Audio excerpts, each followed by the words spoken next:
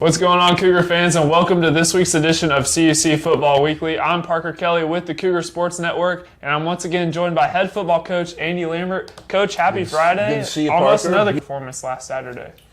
Well, I think he played well. I mean, just you watched it. I think he had 3 drops, so he was really 18 for whatever.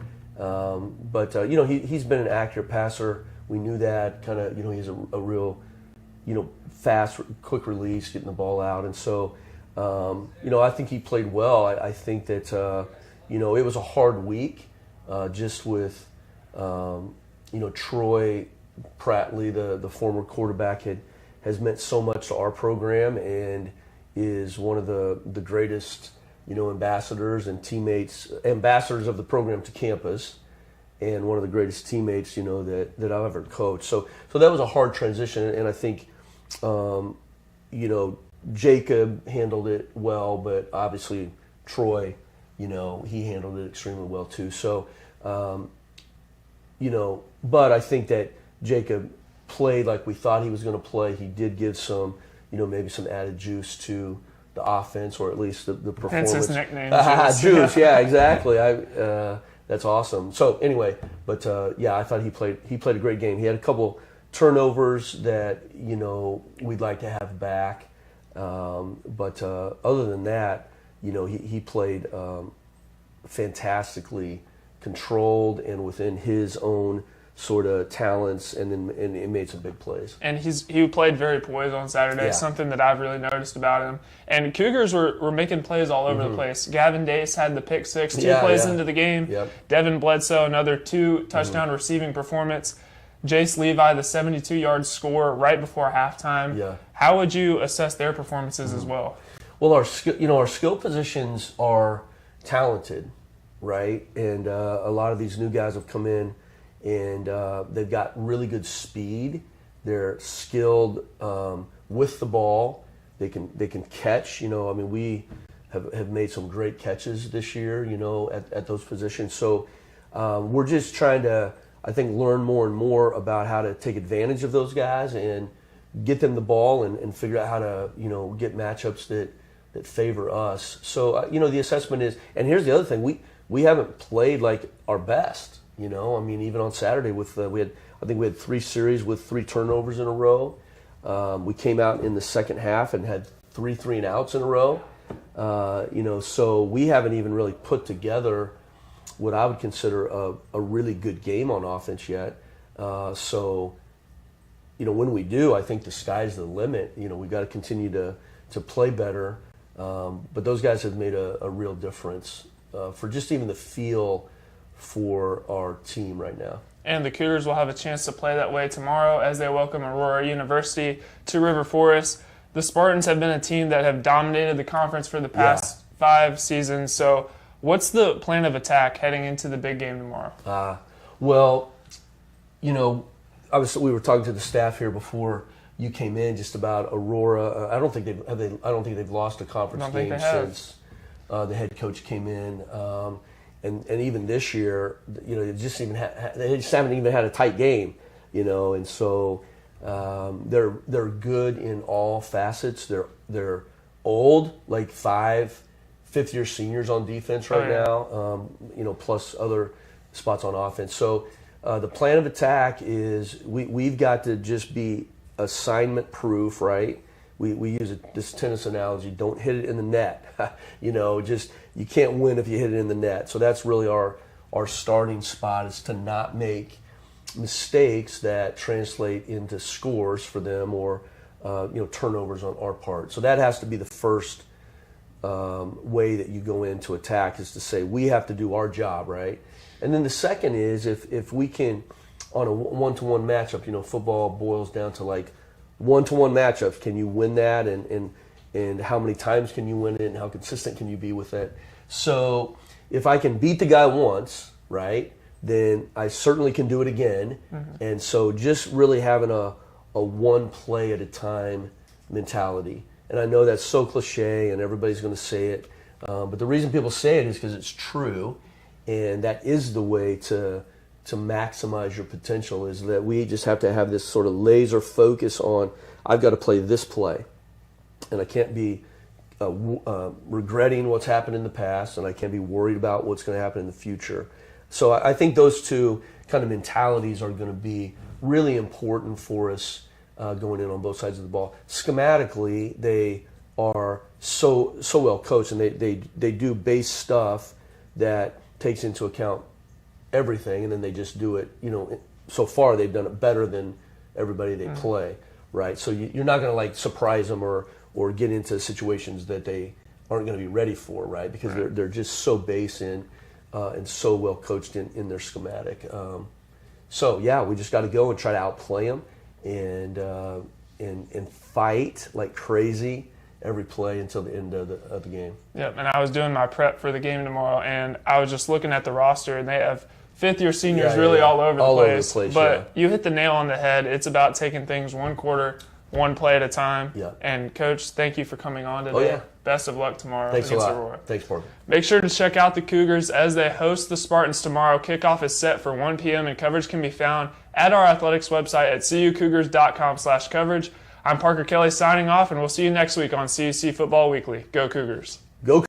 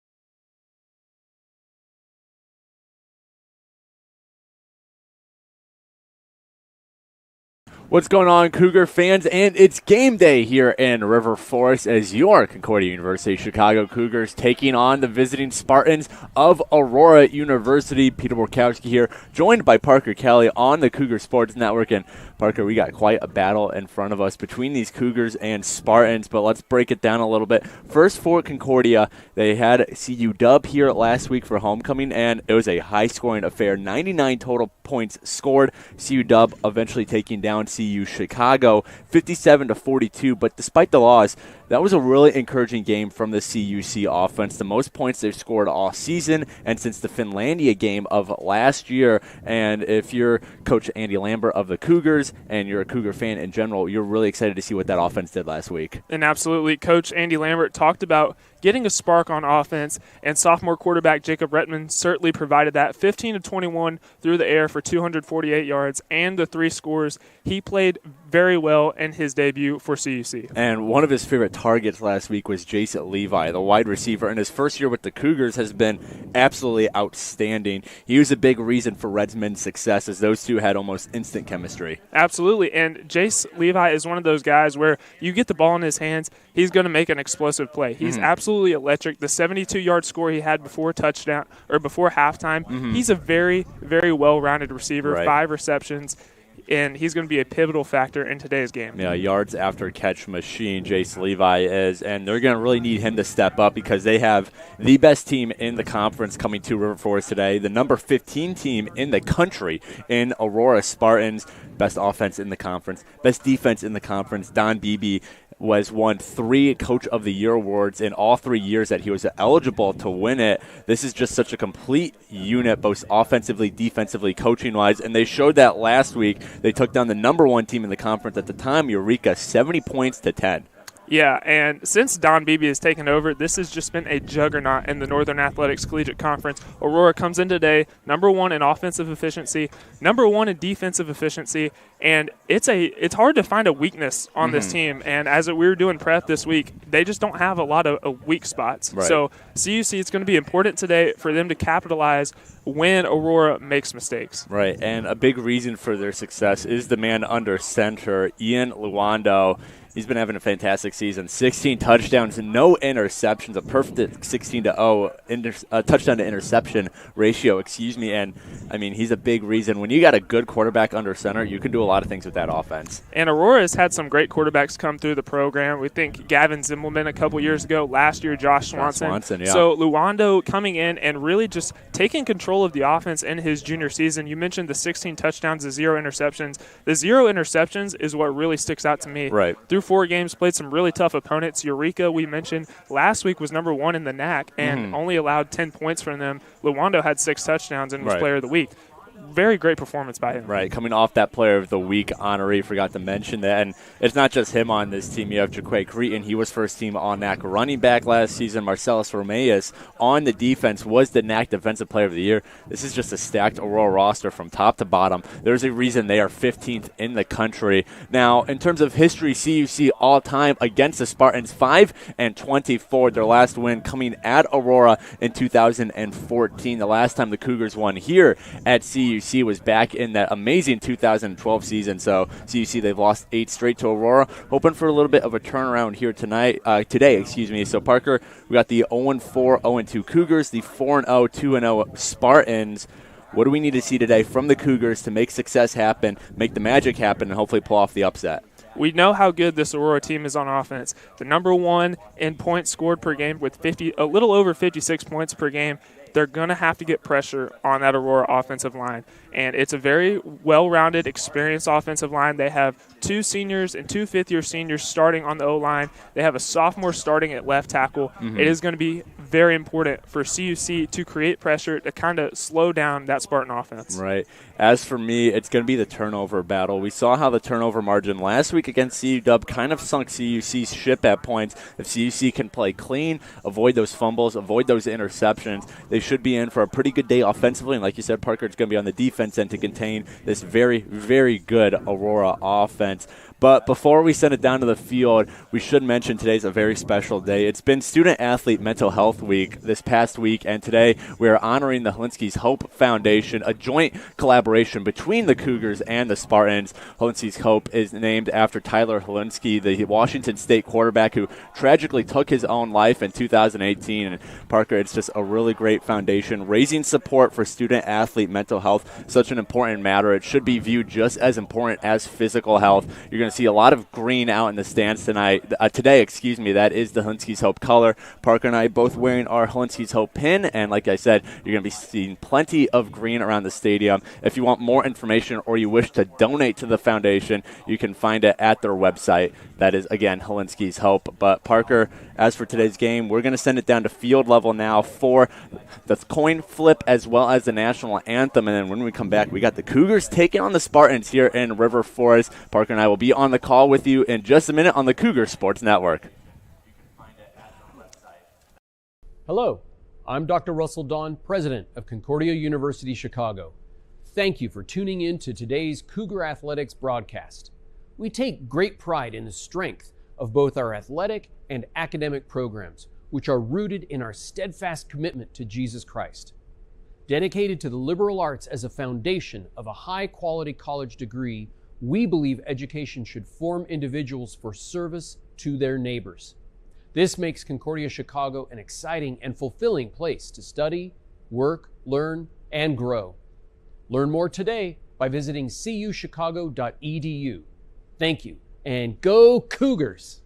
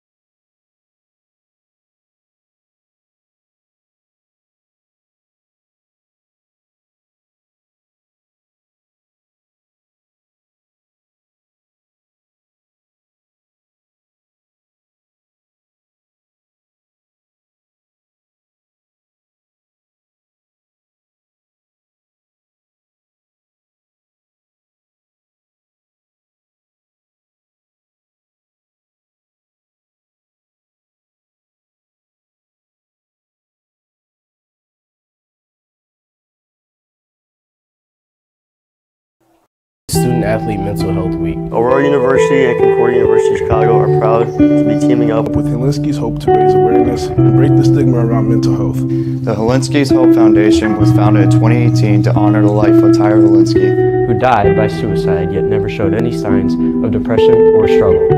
We're joining more than 150 universities this week to honor and remember Tyler and all those we lost as we fight for a future full of hope. Nearly 25% of collegiate athletes have reported clinically relevant levels of depressive symptoms, while 6.3% of collegiate student athletes met the criteria of clinically significant depression. According to the NCAA, the number of student athletes reporting mental health concerns is 1.5 times higher than before COVID-19. While less than half of student athletes feel comfortable personally seeking support from a mental health provider on campus.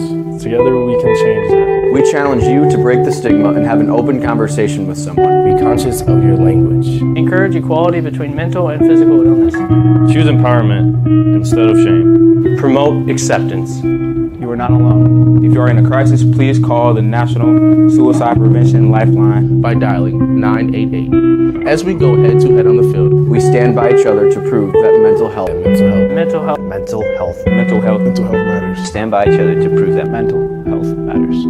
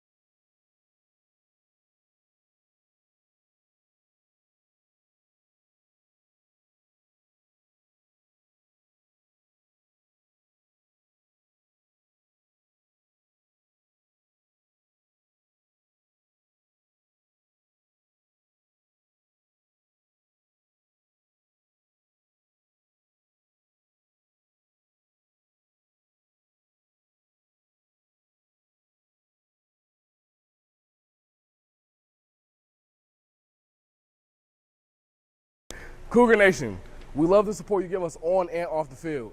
To donate to our athletic communications department, hit the thank button. This helps us continue to have the best live stream possible for some of the great Cougar football moments. Thank you and enjoy the game.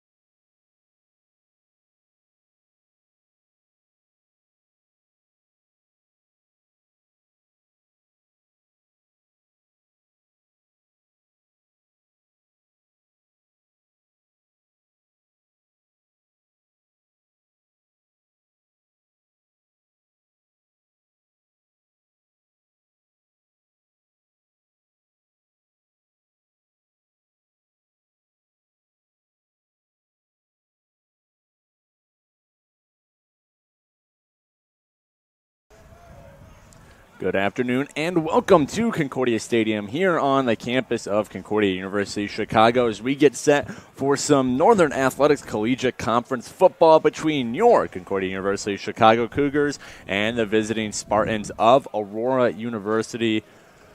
Peter Borkowski here on the Cougar Sports Network, joined as always by Parker Kelly. And Parker, this is a big game for the Cougars right now. 0-2 in conference play following losses to Benedictine as well as Concordia University Wisconsin last week. And they're going up against the 15th team in the nation in the Aurora Spartans. And win or not win for CUC today, we'll have to see how that turns out. This is a really good chance just to make a statement. If the Cougars can at the least come out here and put up a competitive effort against Aurora, that's kind of going to be a wake-up call to the rest of the conference that this Cougars team, despite that 0-4, 0-2 record, this is a team not to take lightly, and they started doing that last week in that game against CU Dub. Only lost that game by 15 points against a very, very talented Concordia, Wisconsin team, and you're just hoping to see that competitiveness continue and transfer over to this week. And the Cougars know that this is a tough matchup, right? It's not a secret how good Aurora is on both sides of the football. If you want to win the NAC, have to go through Aurora. They've been the top dog on the conference since Don Beebe took over back in 2019. So the Cougars they're a team that is resilient. They always compete, always show up, but they have a tough task on their hands in Aurora. Yeah, Don Beebe, the former NFL wide receiver, he's been to a couple Super Bowls or two, and in terms of his record with Aurora, all-time 31-7, 26-0 in conference play. Coach Beebe has not lost a single contest in Northern Athletics Collegiate Conference play during his 4-year tenure as head coach of Aurora. And in the 3 years he's been a coach here that they've given out of the Coach of the Year award for the NAC, he has won it. They didn't in the 2020 season due to COVID-19 complications. But other than that, those other 3 years, he sealed that deal with the Conference Coach of the Year award. And like we said, this Aurora team is just something really, really special. One of the best programs here in the Midwest. Cougars definitely got a lot on their hands to handle today, and they're going to start off by kicking off to a very, very talented Aurora offense. And Aurora has one of the best returners in the conference as well in James Martino, the 5th year out of Spring Valley, Illinois, was NAC all-first team last year as a returner. He's in the backfield right now for Aurora. As the kick is off, it'll be a line drive. Martino, he catches it. He's going to try to return this one. James Martino weaves through the special teams, and he's got some room to run now. James Martino, he gets tripped up. Big tackle there by the Concordia special teamer. And that might have just saved an opening kickoff touchdown from Martino. No, it most definitely did. And what an electric start for the Spartans. We know how good James Martino is as far as the return game is concerned. And getting the Spartans already in good field position starting around the Concordia 40-yard line. Excellent start for the Spartans. So that touchdown-saving tackle was made by Marvin Rushing, the transfer from Valparaiso. In his first year as a Cougar, Rushing really has caught our eye so far this year. Parker had a really good game against CU Dub last week. He's a big part of this secondary for CUC, as the first play of the game will be a pitch out to Jaquan Cretan, as he'll pick up a couple. Explosive and agile with his legs. That's one of the key components of his game.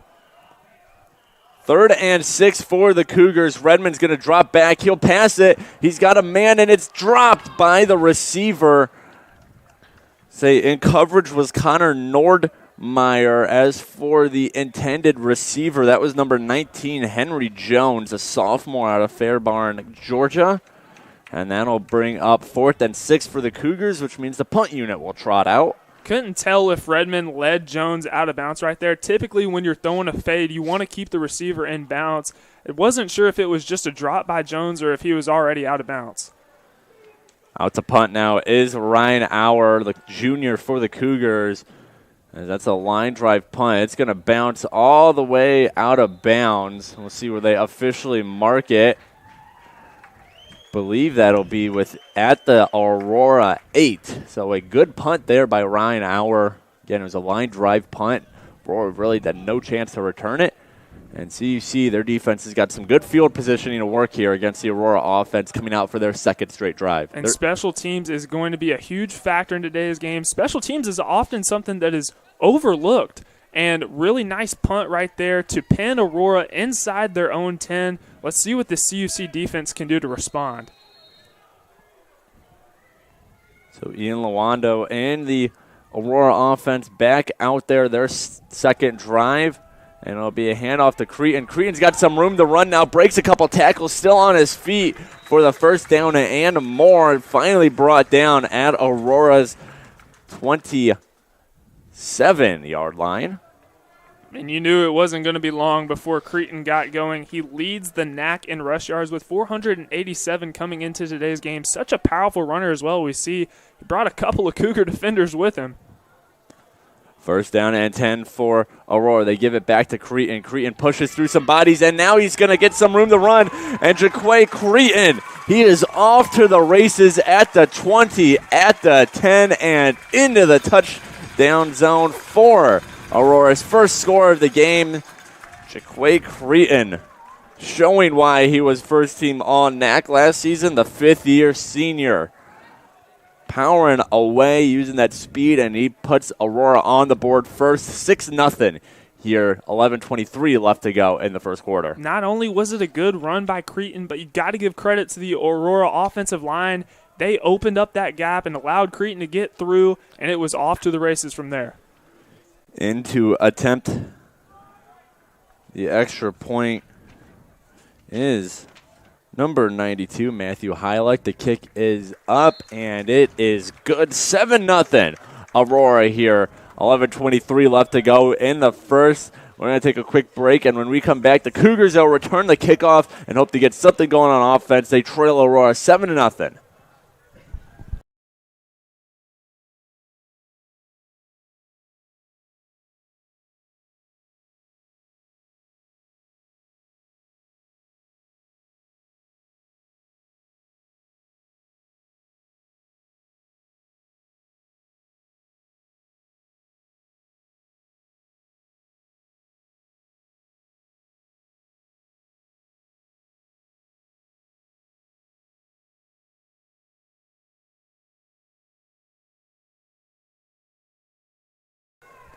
Aurora set to kick off here, as doing the kicking will be number 46, Austin Wheelgaz, a different kicker than Heileck, who just kicked the extra point. Wheelgaz's kick is a short one, and just downing it is number 16 for the Cougars, and is a Marion Glover. Very low kick there from Wheelgaz, and the Cougars are going to set up at their own their own 25-yard line. This is a Cougars team that doesn't really like to return a whole lot of kickoffs. They're fine taking the fair catch, and they have decent field position right there. So looking to see what they can do on offense. Yeah, unless that kickoff gets to one of their main guys, and Henry Jones or Damari Grant, they are fine just fair catching it, downing it, letting it roll into the end zone, whatever it may be. So second offensive drive here from the Cougars. Their first resulted in a 3-and-out, as they're going to hope for a little more success here on drive number 2. 11:22 left to go here in the first quarter. As Redmond takes the snap, he's going to hand off to Joran Brown. Brown finds a little hole to get 3 yards out of it. 3-yard rush there for Joran Brown. That'll be carry number 4 on the day already for the freshman. And Parker, you already talked about how tough of a runner Joran Brown is, and just by the number of carries he gets, he really is the definition of a workhorse. Yeah, and we see that CUC has run inside zone a couple of times, but Brown just running into that brick wall front. Jalen Jordan and Isaiah Perrin, both D tackles for the Spartans, and right now that Cougars offensive line not getting as much push, and that doesn't allow Brown to showcase his speed and ability. 10:35 left to go here in the first quarter, as Redmond's going to pocket this one and take it himself. He'll get a handful of yards out of it. It looks like he'll be just too short of the first down, so 3rd and short here for the Cougars. Redmond's rushing ability, something else Coach Lambert really likes out of his sophomore man under center. And, I mean, Andy Lambert just loves rushing quarterbacks in general. The 2 main quarterbacks he's used during his tenure have been Redmond and as well as Troy Prattley. Both of them very athletic quarterbacks in that sense. Now, if you can run the ball, you're fit to play in Coach Lambert's system, and Redmond probably the best runner in the quarterback room, something that Lambert really likes, and he just brings a different dynamic to the offense with his legs. Well, he's going to hand this one off to Brown, and he's going to get stuffed right at the line of scrimmage. Joran Brown brought down for a slight loss, and that'll bring up 4th and 3rd now for the Cougars, as the punt unit trots their way out. Their second punt, and about less than 5 minutes of game time here. And we see 3 straight run plays up the middle from the Cougars, and the Spartans could see it coming from a mile away. Quick 3-and-out for the Cougars and kicking it right back to Aurora. Ryan Auer back into punt. His last punt sent Aurora all the way back to their own 9-yard line. This one, a little more hang time on it. James Martino receives it. He's going to try to make something happen here. James Martino, electrifying speed up the far sideline. He's just got Auer to beat. He does, and he's finally brought down at the CUC 19. James Martino, first team All-NAC returner last season, and he's showing why there. His speed just absolutely electrifying as there is a Cougar down on the field right about the 50-yard line.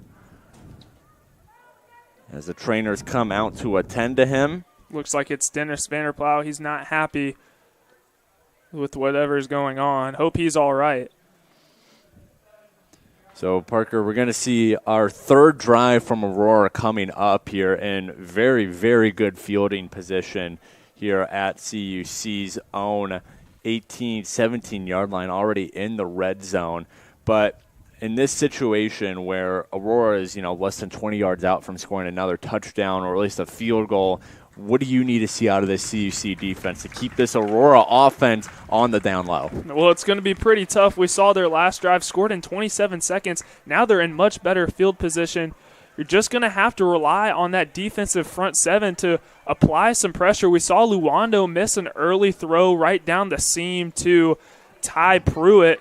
Just hope to get some pressure and hope that Luando is able to miss a couple more throws. This is the best offense in the NAC, 54 points per game. And their 2 conference games, they've scored 63 and 70 against Benedictine as well as Eureka. As Aurora, they're going to go right to the end zone, and it is broken up. Marvin rushing in on the play. The intended receiver was Trey Madsen, another fifth-year senior on the Spartans squad out of Montgomery, Illinois, so a local product for the Spartans. They have fifth-year seniors all over the place, that's for sure. Yeah, I was talking to you, Parker, before today's game, just you do see returners every year in the college football landscape, but just how many of these names seem recognizable from last year's squad? Obviously, you have the change in quarterback with Luando compared to Swanson last year, but other than that, this supporting staff is largely the same group, and when you have that continuity as the whistle blows right at the snap,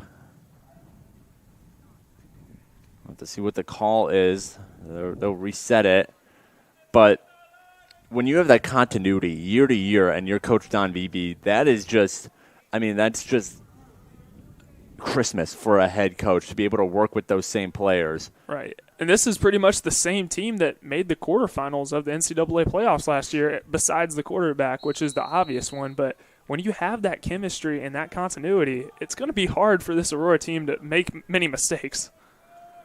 Ian Luando under center, 2nd down and 10. They fakes the handoff. Plenty of time in the pocket. He looks at the end of the end zone, and it is brought in out of bounds as climbing up those stands behind the end zone was number 83, Robert Cooper, the senior tight end.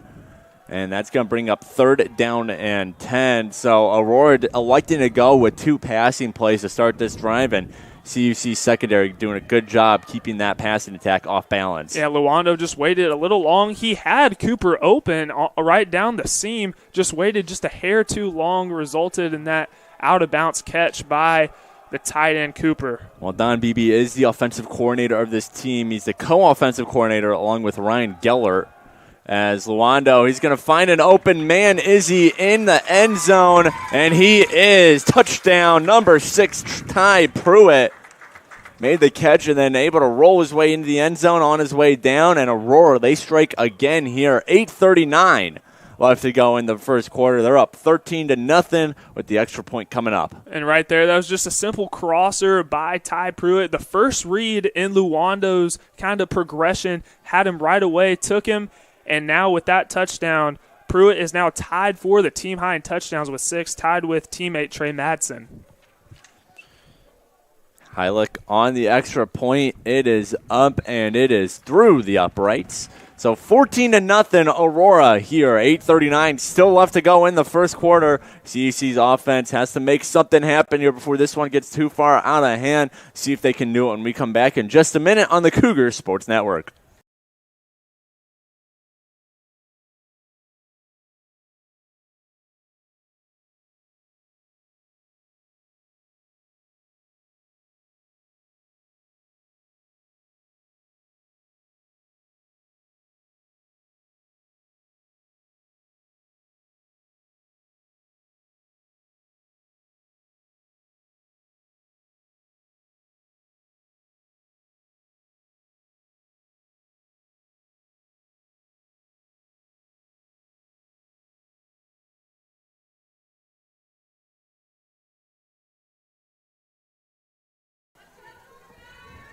Aurora strikes again. They make it 14-0 as they get set for another kickoff here. And Parker, we talked about it during the timeout, but this Aurora offense, not only are they good, they're efficient. They've scored 2 touchdowns in, I believe you said, less than a minute of total game time as this kickoff bounces into the end zone. So Cougars, they'll set up at their own 25-yard line. But, yeah, this Aurora offense, they're good and they are quick. They love those explosive plays downfield. This is not kind of the opposite of the Cougars, really. This is not a team like CUC who they're going to chip away at your defense. They're going to get a couple yard gains here and there as they continuously move downfield.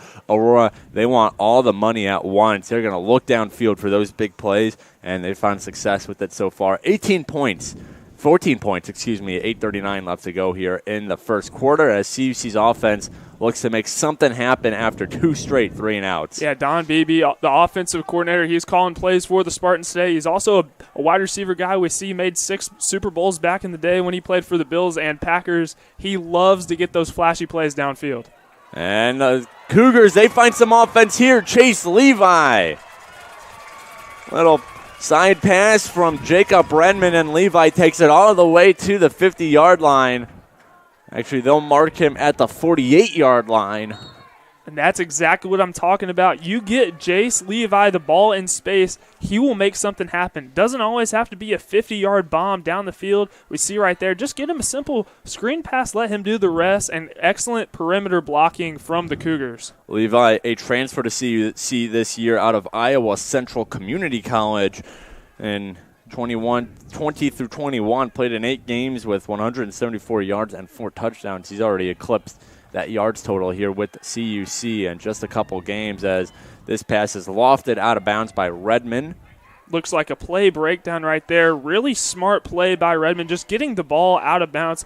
See the play broke down, and the sophomore using his high football IQ just to get rid of it and not make a bad situation worse. 2nd down and 10 on the Cougars' own 48-yard line as they got just their first down of the day on that Levi catch and run, and now they're going to look to get to Aurora's side of the field for the first time today. They got 2 yards to the 50 and then another 8 to a first down marker. Redmond, he's going to roll out. Now he's in trouble. Jacob Redmond throws it, and it's caught by Chase Levi.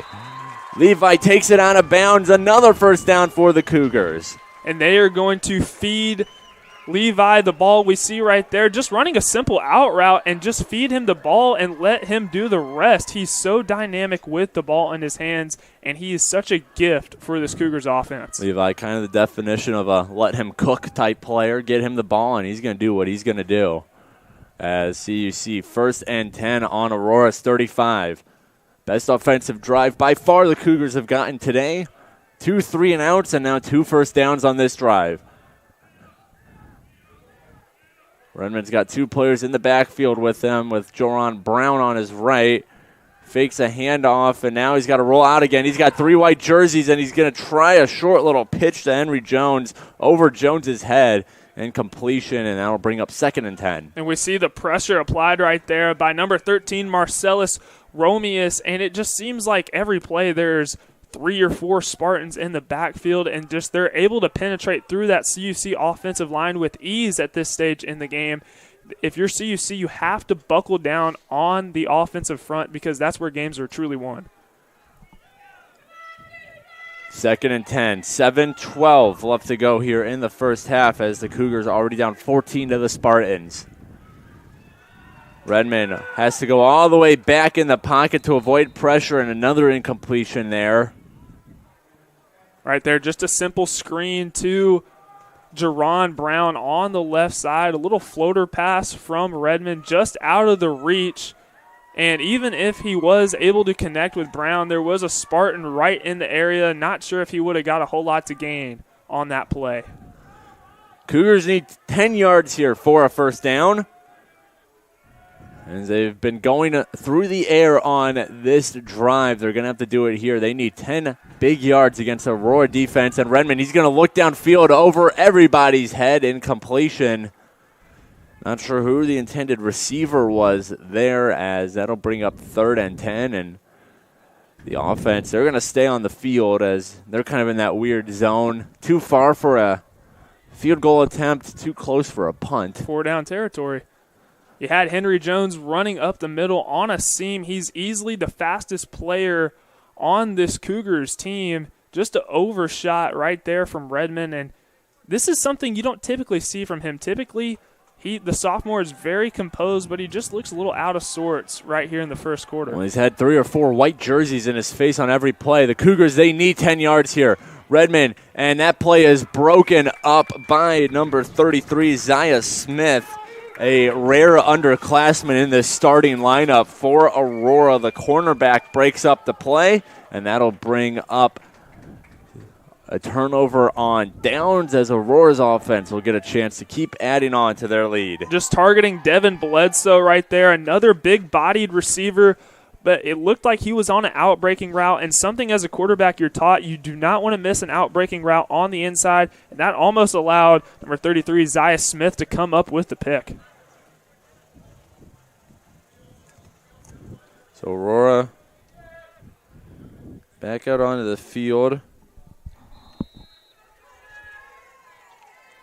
as their first play of the drive is a handoff to Cretan. Cretan still on his feet, brought down for a 6-yard gain. And this is an Aurora team who, yes, they can score quickly. We saw their last 2 touchdowns came within a matter of taking 40 seconds off the game clock. This is also a patient Spartans offense. They know when to score, they know how to score, and they're not afraid to take some time and let the clock run down. And now that they're up by a couple of scores, they can afford some patience as Luando, he finds a man in the tight end, Robert Cooper, but Cooper unable to reel in the pass. And that'll bring up 3rd down and 4 for the Spartans. And Robert Cooper coming into today, only 2 receptions for 16 yards, and he's primarily used more so in the blocking game, so just an early drop by him, something that is not really typical in the couple of receptions that he's received this year. So you see 4 men up front, 3 linebackers as the snap to Luando. His eyes downfield, and he finds a wide open number 18, Connor Bright. Bright moving left to right. He's still got some room and finally brought down by the legs. Tackle made by Damari Grant. Connor Bright, another sophomore that's making an early impact. And right there he just said, I'm going to show you what I can do with the ball in my hands. Something about this player that's very underrated is the speed. We see he made several Cougars miss right there on the reception. So nice job right there from Connor Bright making an impact in the first quarter. Approaching the 6-minute mark left in the first half. Luando has a wide open Ty Pruitt. Pruitt tries to shift around his defender, can't, but still enough to pick up the first down. Right there, the Cougars just playing prevent defense. Looks like the corner dropped back in coverage, which allowed Pruitt to just break off. Looked like he was running a hitch, get the ball in his hand, and get the first down, move the sticks. Spartans in the red zone now. They look to score their 3rd touchdown of the day. Already got 2. And Luando, he's going to look for the end zone, and it's just off the hand of the intended receiver as Trying to get a beat on his number. We've seen Luando target that exact same seam route several times in this game, and don't be surprised if he's able to connect on it early, because they're not going to miss on those seams for very long. Intended receiver was Michael Boland on the play as it brings up 2nd down and 10. And they're going to fake the hand off to Crete, and Luando stays on his feet a little longer than it looks like he should have, and he'll be able to pick up a decent chunk of yardage on it. Right there, read option from Luando, reading the defensive end. It was a give read, which means he should have handed it off to the running back. He decided to pull it, and something about Luando's game that's very underrated is he can make an impact with his legs. He's 2nd on the team in rush yards with 254 coming into today, and an excellent job of picking up a nice chunky yardage right there from Luando. 3rd down and 4 for the Spartans. Well, into the CUC red zone. Luando, he's looking for a receiver, and he finds one, and he finds not a touchdown. James Martino, the returner specialist, fell right in front of the goal line. Got tripped up just a half yard short. And it'll be 1st and goal on the 1 yard line as no one in the backfield for Luando. 4 receivers to his right. He finds one, and he finds a touchdown. Number 86 for Aurora. That is Karsten Poole, a senior wide receiver.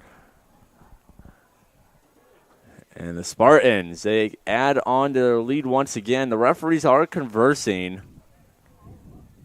So we'll have to see if this touchdown stands. Carson Poole, the senior receiver out of Vieira, Florida, just running a screen concept to the right side of the field. That's where you have the most space. So nice job from Don Beebe calling a play where the Spartans utilize all the green grass that is in front of them, and they get the score to go up 20-0. Referees, after talking for a minute, confirm the touchdown, and they're up 20-0. As Parker said, extra point on the way. As Heilig back to do the kicking.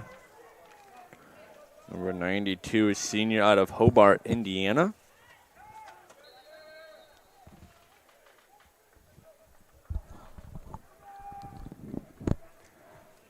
Heilig 2 for 2 on extra points so far, as his 3rd attempt is going to be up and good.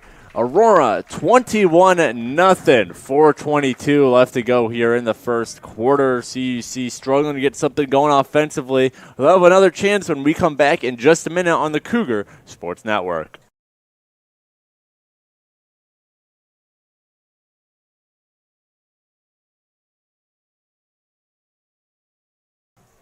Hey there, we appreciate you tuning in today's game. To stay up to date on all things CUC football, follow us on Twitter and Instagram at CUCFB Family. We'll see you soon on campus.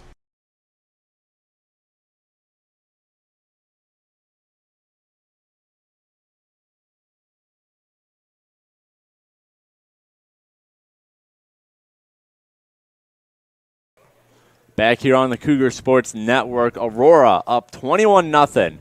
A little less than 4.5 minutes to go here in the first quarter as Wheelgaws get set for the kickoff. CUC desperately needs something on offense here, as this one already getting a little out of hand here in the opening quarter.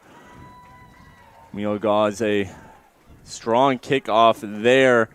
And it'll be Henry Jones on the return. He's going to try to make some magic happen, and he gets pushed out of bounds. As there's a Spartan on the ground, he gets helped back up. That was Mautino. Not too often you see your kick returner on the kickoff special teams play. But Mautino, he's a do-it-all guy. We see how quick he is, able to get to that ball quickly. And Aurora knows how dangerous Henry Jones is in the return game. Nice job by the Spartans, not allowing him to bounce it outside, find a crease. Granted, there wasn't much of one, but really nice job sealing off the perimeter and limiting the return from Jones.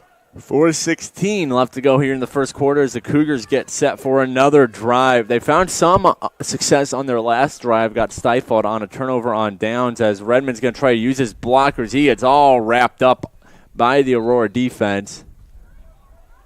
Looks like that was Jace Levi in at quarterback, a Wildcat package for the Cougars. They know how dynamic he is. He can get it done in the receiving attack. We already know he can also get it done at Wildcat and rushing the football. So interesting play call right here from the Cougars. Now Redmond resumes his position under center. Joron Brown to his right, receiver to his left, two to his right, as he fakes off the handoff and then can't find the hands of Henry Jones. It hit his left hand, but Redmond throwing that one a little behind Jones. An RPO read from Redmond. He's got to put that ball out in front of Jones. We see that he's running a slant route, and pretty much impossible for a receiver to catch a slant that is behind him, and that one right there is on Redmond.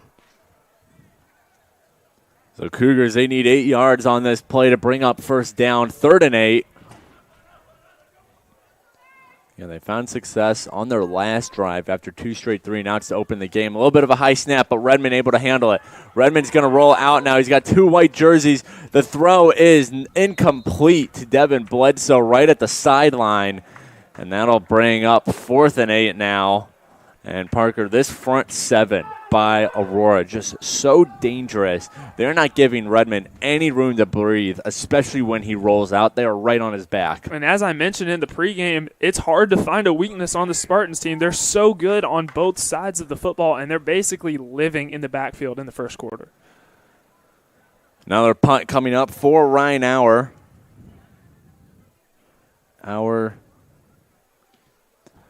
His punt is up, and it's going to take a couple bounces. Mautino, he snags it before the sideline. He's going to decide to play it. He'll get about 4 yards on that return.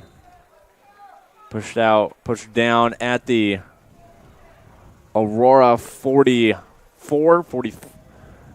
excuse me. So a little more than 4 yards on that return. Able to get some more yards on his way down, but as we mentioned in the pregame show, today's contest is in partnership with the nonprofit organization Helinski's Hope, which honors the life of former Washington State University quarterback Tyler Helinski, who tragically died by suicide in 2018. Helinski's Hope focuses on prioritizing mental health awareness within college athletics in hopes of creating a world where mental health is supported in parity with physical health. For more information on the foundation and the story of Tyler Helinski, all you have to do is visit Helinski's Hope, CUC, partnering with Aurora for this really noble cause in today's game. As on the first play of this drive, Jaquay Cretan, another big run there. Jaquay Cretan running rampant on the CUC offense. And we just see how quick this Spartans offense is. Their last 3 touchdowns only took 3 minutes and 17 seconds off the clock. And just like that, they're already back in the red zone after the huge run by Cretan. Still waiting for the official yardage on that run. And it'll be marked as a 44-yard run for Cretan. He's already up to 140 yards on just 5 carries. He's averaging 28 yards a carry, as they're going to give it back to Cretan. He tries to find some space, and he's finally brought down by 2 CUC tacklers. And that is Don Beebe. He is going to ride the hot hand, and right now it's Cretan. So until he starts to slow down, they're going to keep giving him the rock. That'll bring up 2nd down and short for Aurora, as Cretan lines back up in the backfield. 3 yards to go to a first down marker. 6 yards to go into the CUC end zone. They give it back to Cretan. Cretan pushing his way through the pile right down at the goal line. No touchdown yet. It seems only a matter of time now as Aurora will be knocking on the door of the end zone after that rush. Right inside the 1 yard line. As Wando lining up with Cretan on his left. First down and goal on the 1. They hand it back to Cretan, and Cretan, he gets stopped at the line of scrimmage, but does he able to fall his way in? As the referee's waiting to make a call. Might have been stopped short. He was stopped short. Great defense there by the Cougars. They stopped him at the line of scrimmage, and then he kind of fell forward after the tackle, but not able to fall into the end zone. So 2nd down and goal on the 1-yard line. Good push up front by those 3 defensive linemen of the Cougars. They give it back to Cretan. He's going to try it again. He's brought down again, but this time he is in the end zone. Jaquay Cretan gets another touchdown on the day, his 2nd. Another touchdown for Aurora. It is now 27-0, pending the extra point. And we see 4 or 5 straight handoffs to Cretan, riding the hot hand, allowing him to get another touchdown for this Spartans offense. And just like that, you blink, and Aurora's up 27-0, pending the extra point. Heilig back in the game for the extra point kick. His kick is up and good. 28-0, Aurora. The Spartans come here to River Forest, and they are absolutely decimating the Cougars here in the first half. 28-0, 1:37 left to go in the first quarter. We're going to take a break here on the Cougar Sports Network, and when we come back, CUC gets set to return the kickoff.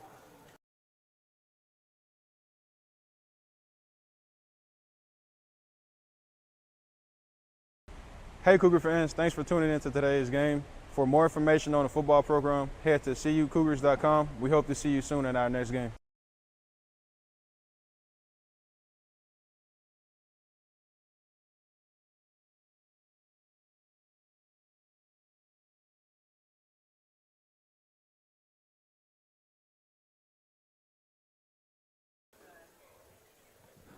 $137 left to go here in the first quarter. Aurora already 4 touchdowns on the day, 28-0. That last one courtesy of a 1-yard rush from Jaquay Cretan. As this kick off from Wheel Gauze has some serious hang time, and calling fair catch on it is Troy Prattley. See, Troy Prattley started at quarterback the first 3 games of the season for the Cougars. Now with the addition of Redmond at the quarterback spot, including him in the offense, Prattley's starting to get some more special teams work, also a backup safety. So a very player that's able to play several different positions and just great use of athleticism. Very versatile. Troy Prattley is number 5 in gold. As his partner in the QB room, Jacob Redmond, back out there on the field for CUC. CUC's offense just 52 total yards, as they had some work to do here, down by 28, 1:37 left to go. It's going to be a handoff to Joran Brown. He's able to elude a few tacklers, eventually brought down by the big man up front, number 99, Jalen Jordan, first team on NAC last season. Jalen Jordan just so good on that defensive line for the Spartans, leading the team in assisted tackles with 11. He's just able to get so much push and just really make his presence felt. 6 foot, 275 pounds. That's what Jalen Jordan stands at. An absolute monster on that defensive line, as Redmond, a quick pass to Henry Jones, but he gets decked and drops the ball as a result. Tackle made by Robbie Peterson Jr., senior out of Saratoga, Florida. There's no fooling Robbie Peterson on that route. We see Jones running just a simple quick out. Peterson was expecting it, and he was absolutely ready by the time the ball got into the hands of Jones. A nice job wrapping him up and forcing the ball out.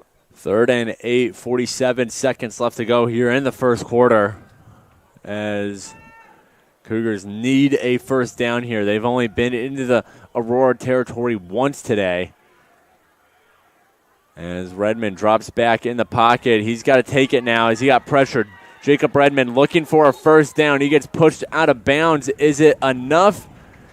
And they say it is. And that's the element that Redmond brings to this Cougars offense. So good with his legs, and when a play breaks down, he's able to make something happen. We see right there, broken play, Redmond's able to escape the pocket and pick up the first down. About 1.5 second difference between the play clock and the game clock, so the Cougars are going to have to get another snap off here before the first quarter ends. As they have the first down here. Redmond, he gets wrapped up. The ball is loose on the ground, and it's scooped up. Number 35 for Aurora, Connor Nordmeyer, scoops up the loose ball, and that's going to be an Aurora CUC turnover, Aurora ball, as they have 2.5 seconds left to get a playoff here in the first quarter. And turnovers cost the team. They're just so detrimental. And Aurora able to capitalize, get the turnover. Now they're already back in Cougar territory to start this sixth drive. Cougars getting just their third first down of the day on that Redmond rush. And then the very next play, Aurora makes up for it at front line, punching the ball out from Redmond. And then Connor Nordmeyer there to scoop up the trash as James Martino stutter steps a little, gets brought down for a gain of 5, and that'll bring us to the end of the first quarter. What a quarter it was for the Aurora offense. 28 points. They hold CUC to 0, and we're going to take a break here, come back in just a minute as CUC trailing the Spartans 28-0. Saturday game day here in River Forest, and we'll be back in just a second on the Cougar Sports Network.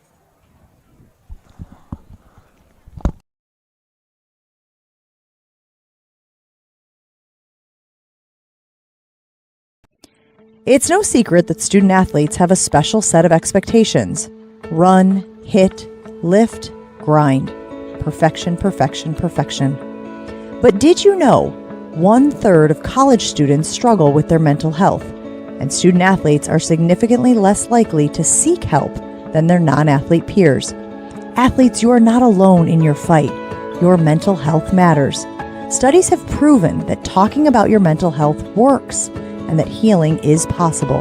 This Student Athlete Mental Health Week, you have the power to impact your team.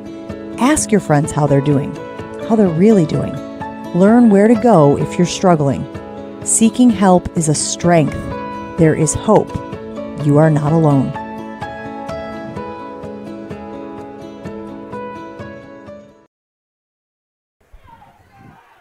Back here in River Forest as the play's already gotten started here in the second quarter. Ian Lawando dipping and diving for a first down. And Parker, let's go back to that first quarter really quick. 28-0 in favor of the Spartans. What improvements do you want to see from the Cougars? What improvements do they need to make in order to get back in this game here in the second quarter before they head to the halftime break? Limit mistakes. We see Aurora's been able to capitalize off of so many Cougars' mistakes, hence their 28-0 lead.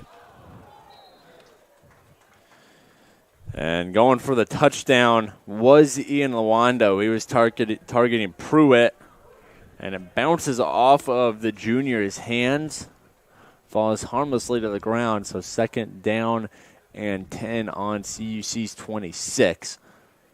Seeing a couple of misses by this Spartans offense. Kind of rare to see. A couple drops, just a couple overthrows. Something very rare, and yet Spartans are still up 28-0. That just shows you how high-powered, how high-octane this offense really is. Second down and 10, Lawando. He finds a receiver, and it's brought in. Number 18, Connor Bright, the sophomore, making the tough catch while being wrapped around by the CUC defender. And that'll bring up a fresh set of downs now in the red zone for Aurora. See over here on the sideline, Coach Lambert giving a fiery speech to his entire offense. You have to be able to get something going in order to compete with this Spartans offense. Luando has plenty of time, and he finds a wide open Pruitt who just walks his way into the end zone. Touchdown, Spartans, and they're now up 34-0 with the extra point on the way.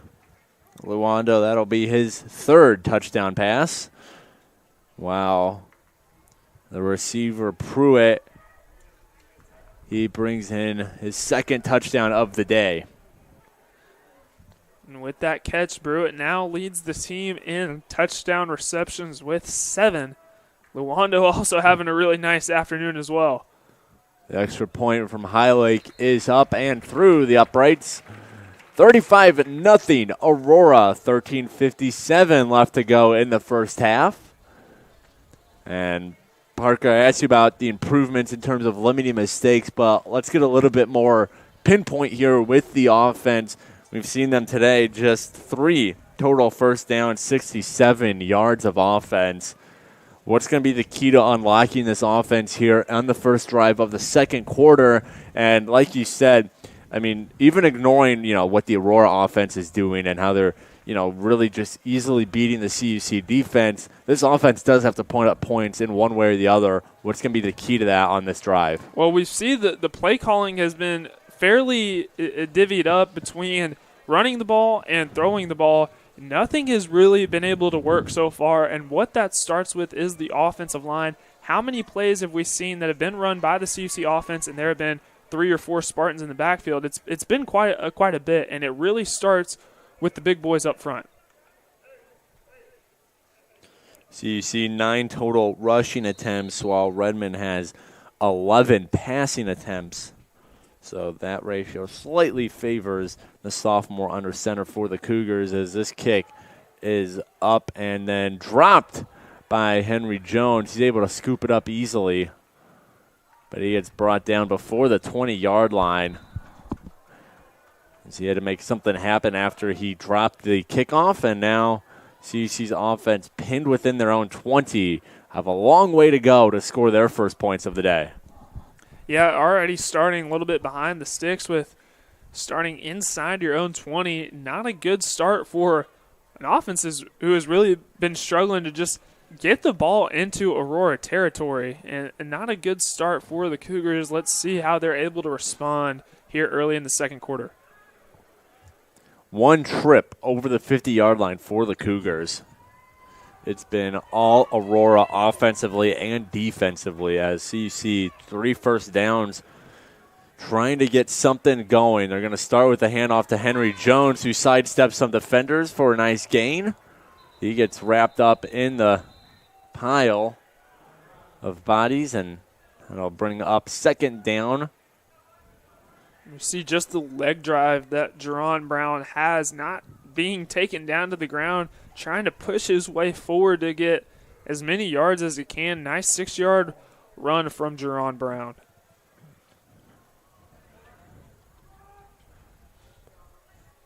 Second down and 3 to go. They're going to give it back to Brown. This time he gets wrapped up at the line, maybe a little behind it, as there is going to be a slight loss, about a yard on that play.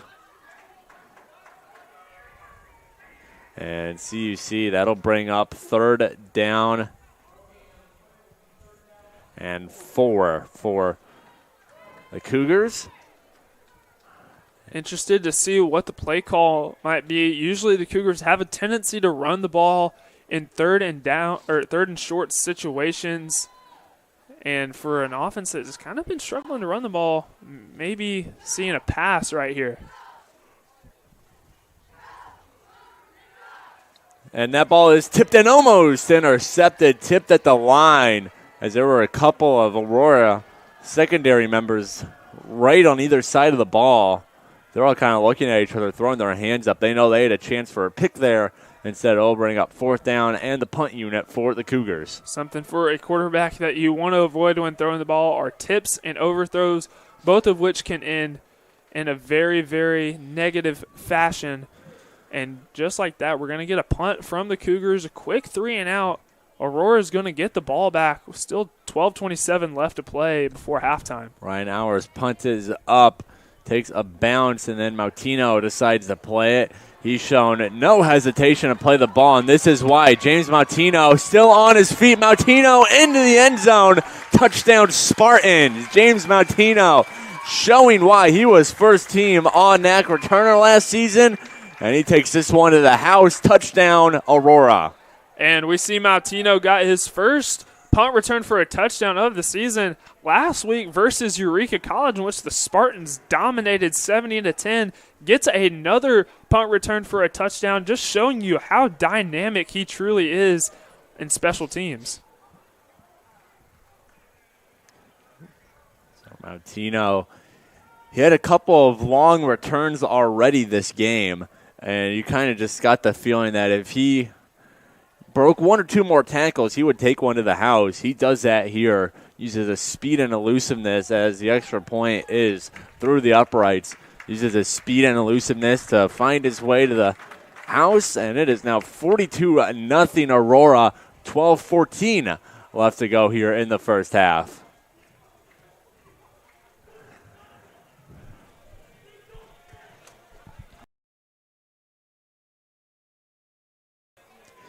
After two straight home games this week and last week, they'll hit the road again this upcoming Saturday, the 14th, at Lakeland University.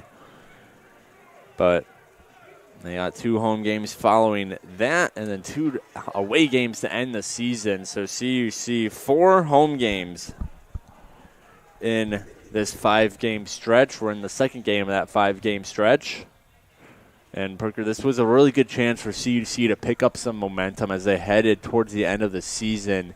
And they started doing that against CUW last week. Obviously, still picked up the loss. Defense gave up 57 points, but that offense looked one of the best offensive games we've seen from them during the Andy Lambert era. And this game, you're kind of hoping to see that in return. And unfortunately, we just have not seen that offensive success carry over from the CUW game. And even just picking up a couple of first downs, something we have yet to see. We've seen one first down be picked up in a possession, but if you're just able to get a couple, I would say that's a win at this stage in the game. CUC did have 2 first downs on their third drive of the game, but since then they have had just 1. 3 first downs compared to Aurora's 11, 73 total yards of offense for CUC compared to Aurora's 278.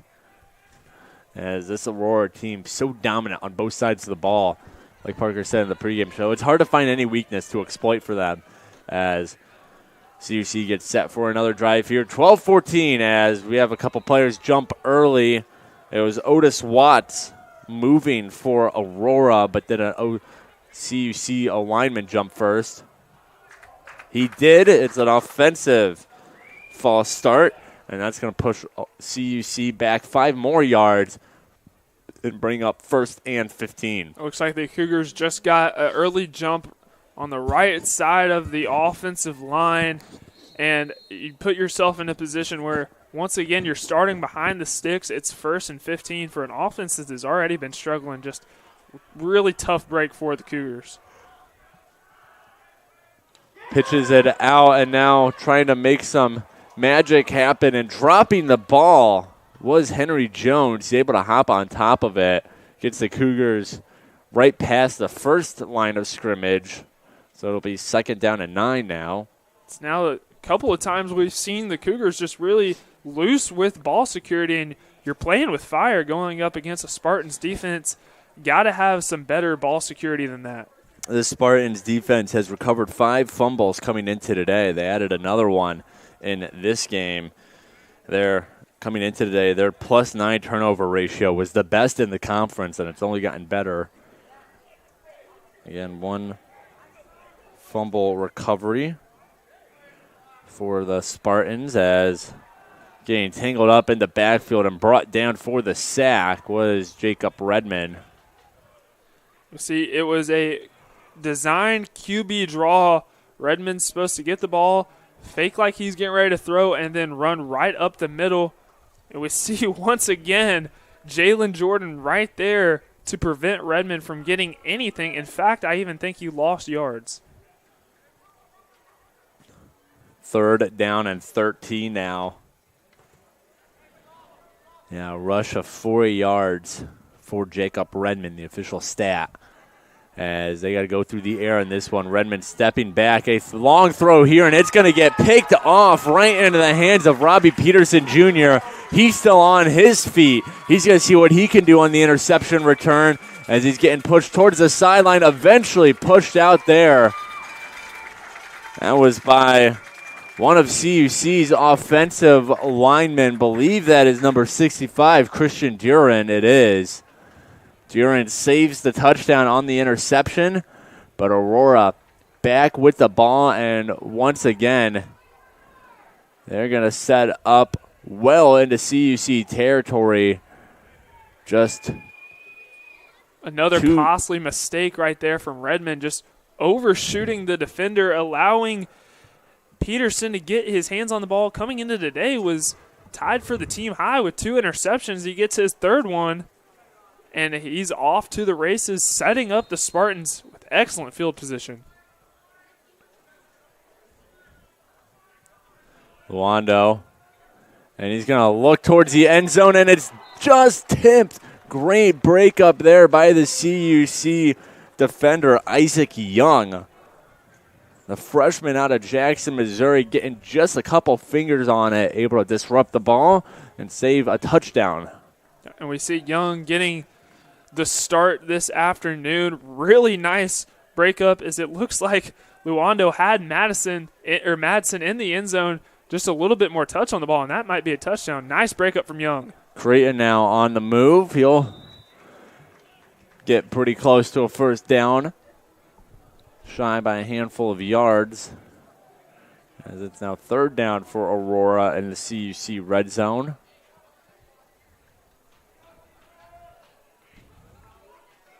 This is the part of the field where Aurora is lethal and able to score in a hurry.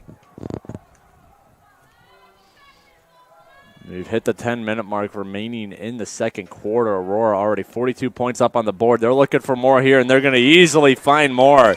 Ty Pruitt in no man's land. No one in the vicinity even close to him. And Aurora, they're going to go up 48-0 with the extra point on its way.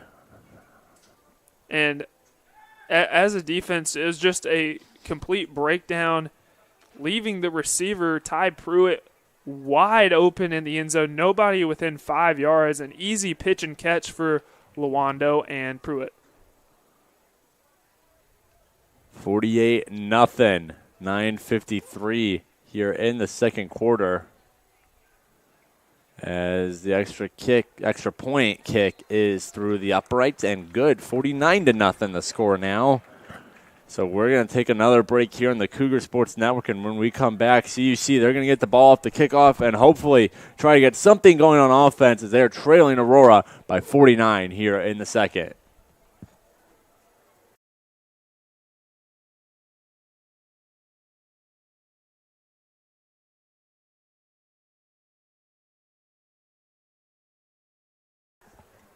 Interested in finding out more about Concordia Chicago?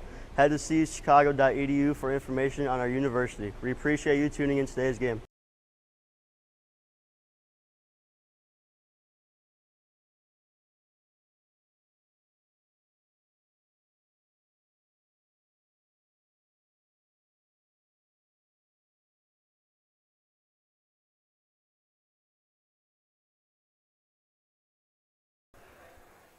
.9:53 left to go in the second quarter. Aurora already up 49-0 on CUC as this kick is received by Joran Brown, a new returning look for the Cougars. Brown, he gets wrapped up and brought down by a combination of number 28 and 45 for Aurora. That is Deuce Moore as well as Sean Gillespie. And CUC, they're going to have a ways to go for a touchdown or a score here on this drive. 1st and 10, marked at the CUC 20. And we see that despite the change in returner, CUC still starting in very familiar territory, starting behind that 25-yard line, starting at the 20. And offense has just got to respond with a drive that can just take some time off the clock. You want to go into halftime with good taste in your mouth, picking up a couple first downs, really spreading the ball around. We'll see what the Cougars do right here. Redmond still under center. He's going to give the handoff to Levi, who is in motion. Levi gets stood up, able to pick up 5 yards or so before being pushed out. That'll bring up 2nd down and 5 for CUC. We see that Coach Lambert trying to get Levi involved in as many different ways as he can. We saw him obviously at receiver. We saw him at Wildcat quarterback, and now getting the jet sweep. You just see he's able to pick up positive yardage every time he touches the ball.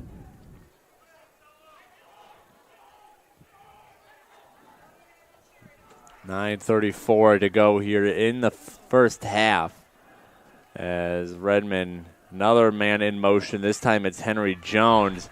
He's brought down just a yard or two after the line of scrimmage.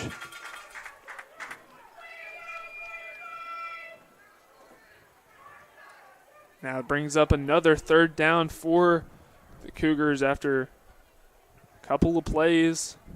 See what they do in this 3rd and short situation. 3rd down and 4 to go for a first down for CUC. As the snap to Redmond, he's got to roll out. He's already getting pressured and cannot find a man. Almost looked like pass interference on Ben Slackoff of Aurora, but no flags fly, which means it is 4th and 4 now. As CUC forced to bring out the punt unit one more time. And the struggles in the pass game have not been completely on Jacob Redmond. We see just it rolls out right there, and a second later, boom, the Spartans are already in the backfield. That offensive line is just allowing so much penetration, and it's just been hard to get anything going offensively. As ours kick, some massive hang time. Mautino says, I'm still going to take it. Mautino gets around the rushers. He's just got to beat Pratley an hour, and he does. James Mautino, how about that? Another punt return for a touchdown. Have yourself a day, number 23, and is now 55-0 in favor of the Spartans. And the Cougars are at some point in this ballgame going to have to stop kicking the ball to James Mautino. We know how dangerous he is on special teams. His 2nd punt return for a touchdown, and it was pretty much the exact same as the previous score that he had. Right down that far sideline, able to beat a couple of defenders with his speed, and the rest is history. Yeah, you see the instant replay. All those Cougar defenders are running right at him. All he has to do is get around the first couple, and like Parker said, he hits the sideline, turns on the turbojets, and he's gone for a touchdown. His 2nd punt return touchdown of the day. The extra point is good. It is now 56-0 in favor of Aurora. 8:32 left to go here in the first half. And when we come back, CUC will get the kickoff as they're looking to put some points up on the board for the first time today. And we'll have that in just a minute on the Cougar Sports Network.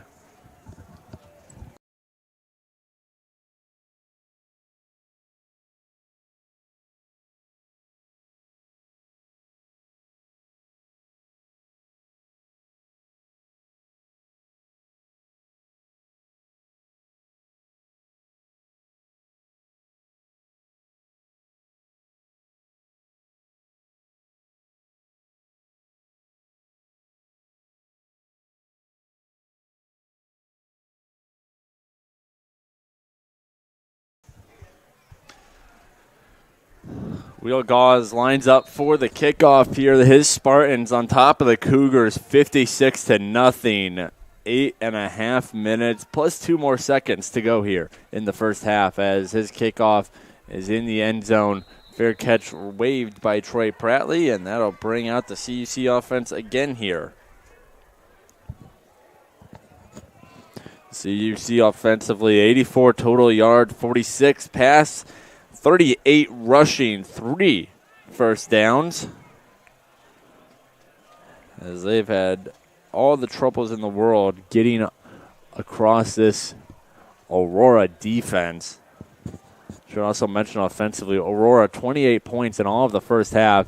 They have 28 points in roughly 7 minutes of action here in the second half and in the second quarter, and you can think a lot of that to James Martino. 2 punt returns for a touchdown. Not much you can do about that in terms of wasting time off the clock, but Aurora wasting no time at all to put points up as Redmond quickly pitches it out to Levi. Flag is down as Levi gets hit out of bounds. Looks like there's a little scuffle on the sidelines. CUC very obviously frustrated, as any team would be if you find yourself down 56 with not even halfway through that second quarter. The referee's talking over. The flag was right in the middle of the play, the line of scrimmage, as the head official gets ready to make the call.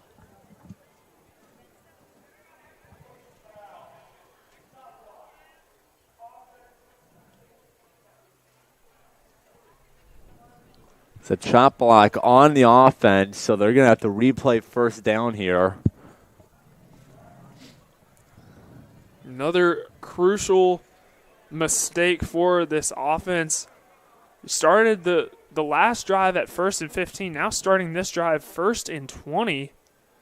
And just not a good start for this CUC offense. You find yourself sitting at the 11-yard line, or a little before that 10-yard line. Looks like it maybe at the 12 or 13.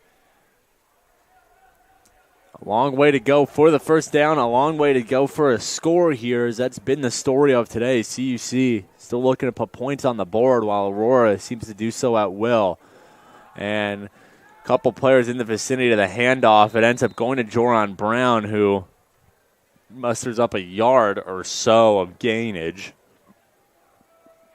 There's a 13-yard penalty issued to Ezekiel Pearson of the Cougars, and now that brings up second down.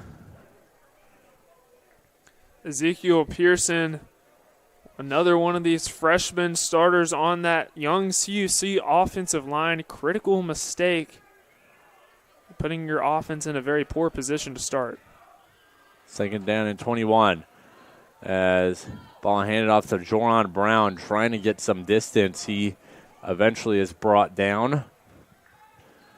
As CUC already third down. And Parker, at this point in the game for CUC, I think the keys just got to be waste some time off the clock. Your defense is having to go back out and out and out again to stop an already good Aurora defense, and then they're trying to do that when they're tired as well.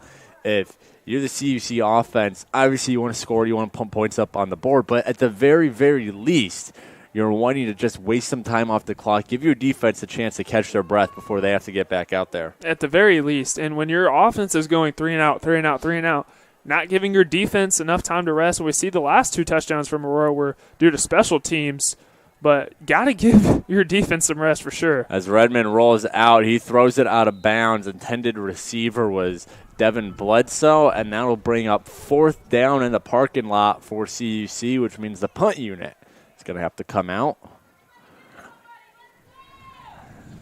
And if you're Ryan Auer, looks like we may get a change in punter. Actually, is now Troy Prattley is going out there to punt. Whatever you do, kick it away from number 23, James Matino, because, like we mentioned, 2 punt returns for touchdowns just in the first half. Whatever you do, kick it away from 23. Yeah, Troy Prattley, the Swiss Army knife for the Cougars, the Taysom Hill of the NAC, if you will. He kicks it to Martino. Martino now, he's got a little challenging path to the end zone, and he's not able to break enough tackles. He's brought down just shy of the CUC 35-yard line, as the Aurora offense will have a chance to make some more noise here already today. 300 total yards. Luando, 4 touchdowns in just over a quarter of play, while Quake Reeton, 2 touchdowns. Ty Pruitt, he's got 6. Ty Pruitt's got 3 on 63 yards. And Poole has a touchdown catch as well, as The starters still out there for Aurora. Hand off to Cretan, and he gets wrapped up in the backfield, but it's Luando who has the ball. Excellent fake off there by Luando, number 90 for the Cougars. On the defensive line, Justin Pierce was entirely focused on Cretan, but it was Luando who had the ball, and he's able to pick up roughly 4 yards or so. And when Cretan has gassed your defense like he has for 10 attempts, 159 yards, and 2 scores, that entire defense is expecting the ball to go to him. Nice read right there from Luando, really faking out the defense, picking up a couple yards himself. Now they give it to Cretan for real. Cretan, he's breaking tackles left and right. He stands up a defender there for a first down and some more. And about 10 more yards than he needed for a first down as Craig Cretan moves the chains. And Aurora into the CUC end zone, red zone once again. In the red zone, Aurora is 5 for 5. And interesting statistic on the season, Aurora was 65% in terms of scoring in the red zone, which was 6th in the conference. Not what you expect out of the Spartans team. But in terms of today, they are a perfect 5 for 5, trying to go 6 for 6 here as there's a CUC player down with his helmet off, which means we'll get a break here as he has to come off the field for a play. Yeah, going back to what you said, just a very not typical from the Spartans to not score as much in the red zone, but a perfect 5 for 5 today. They're really looking to flip that script, and they're just getting it done on all facets of the ball. Second down here in the CUC red zone for Aurora. As Luando back under center, he's got Cretan right behind him. Craig Cretan having a great day at running back. He's been having a great season at running back, should say, a conference leader in a couple statistics as he's able to find some holes thanks to some good blocking up front. That was number 53, Matt Kickle, as well as Michael Boland, helping Cretan get some extra yardage. And he's able to bring up another first down, first and goal for Aurora as the chains are set down. They just need to go 7 yards or so to find the end zone. If you're the Cougars, you're trying to do everything you can to prevent Aurora from going up 63-0 before we even head into the locker rooms for halftime. They end the ball to Cretan. Cretan trying to push his way through now. He gets brought down by the CUC front.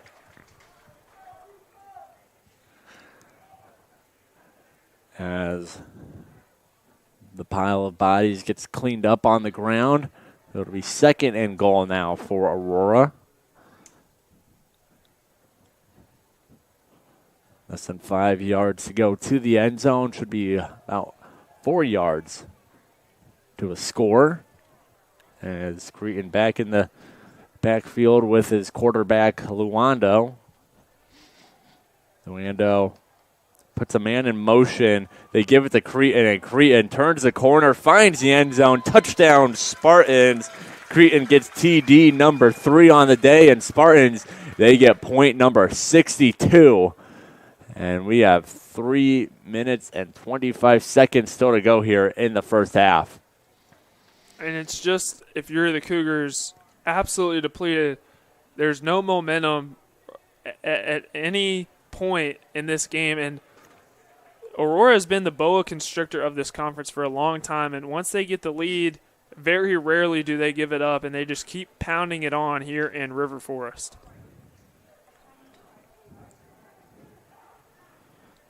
The extra point is good for Heilig, and that's going to make it 63-0. So we're going to catch our breath here on the Cougar Sports Network. CUC offense, they have some serious work to do, trailing by 63, 3.5 minutes, minus a little to go into halftime, and we'll be back in just a second on the Cougar Sports Network. Hey there, we appreciate you tuning into today's game. To stay up to date on all things CUC football, follow us on Twitter and Instagram at CUC FB Family. We'll see you on campus soon.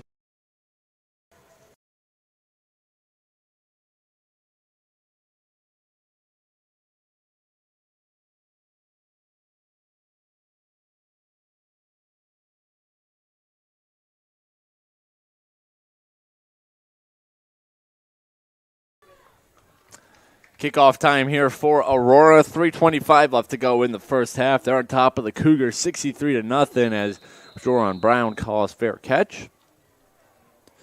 CUC with the new returning squad in Joran Brown and Troy Pratley, teammates actually back in high school at St. Joseph High School in St. Joseph, Michigan.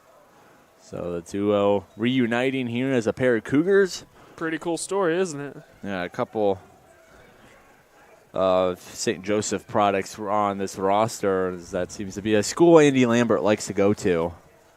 And understandably so. They've had a lot of success, and Troy Pratley's dad is also the head coach of the Bears. So they've had a lot of success. A big portion of credit goes to him. So. And Redmond held on to it. He pitches it to Joran Brown, who shakes off a tackle, and now he gets wrapped up. First man in on the tackle was number 2, Ernesto Ramirez, another first-team NAC member from last year's Aurora squad, a senior out of Minooka, Illinois. Minooka High School, kind of a feeder system for this Aurora team, the way St. Joseph is for CUC. Quite a few of these Spartans on the 2-deep came from Minooka High School. Ernesto Ramirez was one. As there are a couple players on the offense there as Redmond has to loft this one into the sideline. Just nothing opening downfield in the vertical pass game for Redmond. We see he's trying to potentially get it off to Bledsoe, but 3 Spartans were playing tight coverage on him, forcing him to throw the ball out of bounds. Just nothing going whatsoever for the Cougars on offense. 3rd down and 11 for CUC. A rush for loss by Joran Brown, and then a incomplete throw from Jacob Redmond's how we got here. Still 3 first downs on the day as CUC has run into quite a drought here in terms of moving the chains in the second quarter as the ball is handed off to Redmond. Redmond gets wrapped up the middle, and that'll be another 3 and out for the Cougars as they're going to have to bring out the punt unit once again. 2:21 left to go here in the first half. Another quick 3 and out for the Cougars, barely taking any time off the clock. And now you're giving the ball back to Aurora with about 2 minutes to go. And what we've seen from this team so far in the first half is that's plenty of time for them to tack on another score. Troy Pratley back to punt as there's a flag on the play. Aurora looking at each other, putting their hands up in the air. We'll have to see who this goes on. It's a false start on the kicking team. So the CUC Cougars continue to hurt themselves as Pratley's going to have to back up now for the punt. Went from a bad situation to worse now with the penalties that have come in late here in the second half, or excuse me, the second quarter. CUC, they lose 5 yards on the false start play.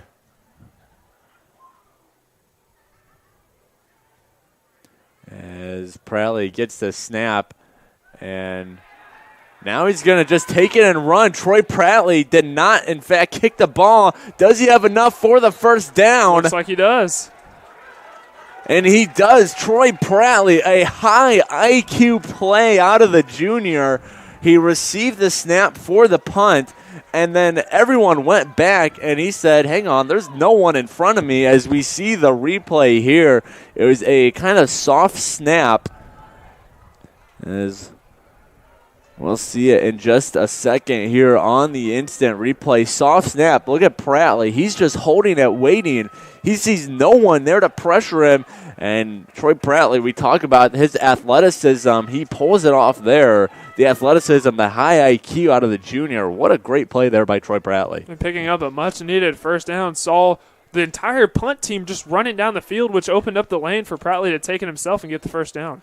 Joran Brown rushes up the middle for little to no gain. It's about a yard on it, and Parker, we're talking about you cannot kick the ball to James Martino because he's going to do what he's going to do. Already 2 punt return touchdowns in this game, and I guess one way to not kick it to him is just take it yourself for a first down. Say, just because you're going for a punt doesn't mean you have to kick it. And Troy Prattley fulfills. The lane's there. Take off.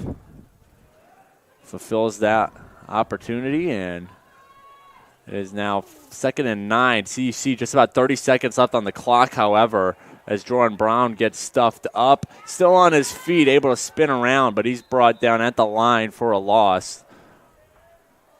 Brought down behind the line. He's brought it down at the original line of scrimmage. So it'll be about a loss of 1, 3rd and 10, and with less than 10 seconds on the clock now, you got to think CUC is just going to waste the time off this. The play clock is off, and they're going to do exactly that. As the clock reaches 0, the horn sounds, and Aurora, what a first half out of the Spartans, as there looked to be a little extracurricular as the officials making sure that Aurora and CUC heading back to their respective benches. But at the end of 30 minutes of football, halfway through this game, Aurora, 63 points hung on the Cougars. CUC still looking to get on the board. CUC will get the second half kickoff, so they'll have a chance to maybe get on the board that time, but they're going to head to the locker room, talk things over. They got some major adjustments to make. We'll have to see if they make them when we come back on the Cougar Sports Network. CUC trailing Aurora 63-0.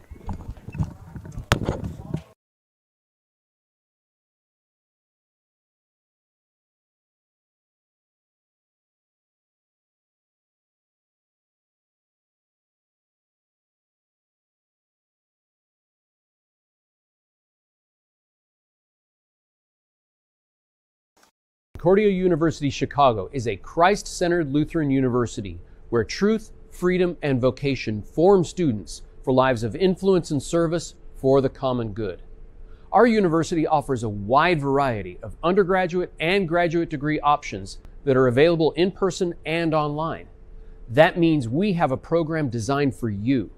Whether you're a high school student, an adult returning to complete your degree, or someone looking to enhance your credentials and prepare for career growth. As a member of this university community, you'll also find support in your spiritual and personal life so you can grow in the faith and discover ways to serve others. To start your next journey with us, visit cuchicago.edu today.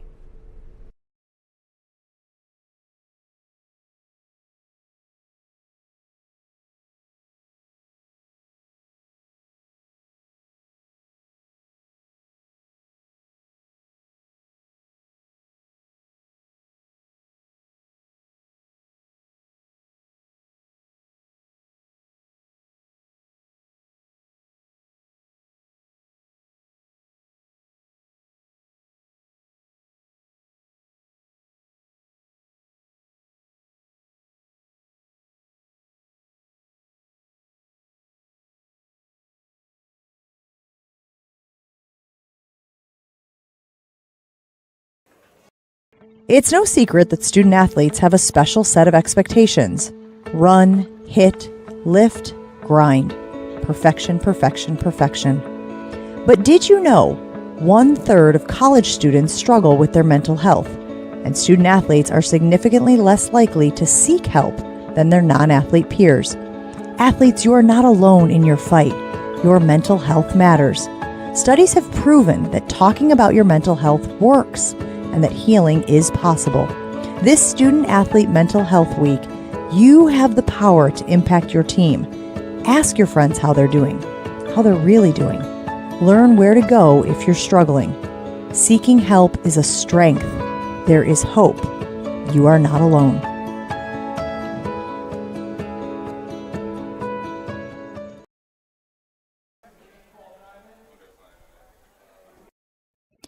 It's no secret that student athletes have a special set of expectations.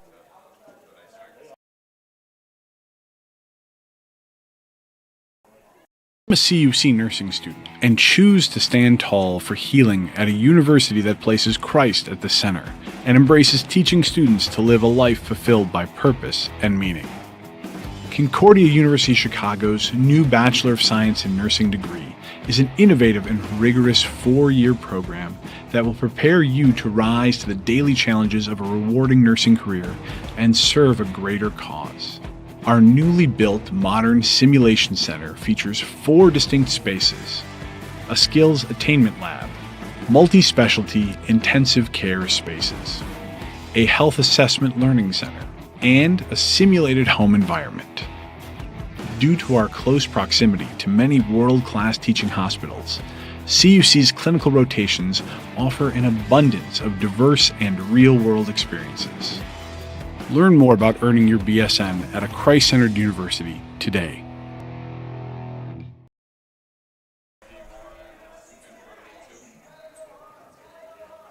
Hey, I'm Monica here at Concordia University Chicago, and we're here outside of Concordia Hall. Concordia Hall is the university's newest residence hall, right on the edge of campus, perfect for students who want to explore the nearby downtown of Oak Park and River Forest. The flexible suite-style living in fully furnished bedrooms lets students choose what works best for them. Every floor is complete with a community lounge and full common kitchen, with a kitchenette, microwave, sink, and refrigerator. The first floor offers the Victory Lounge, connecting to 2 additional residence halls, with no shortage of ways to relax.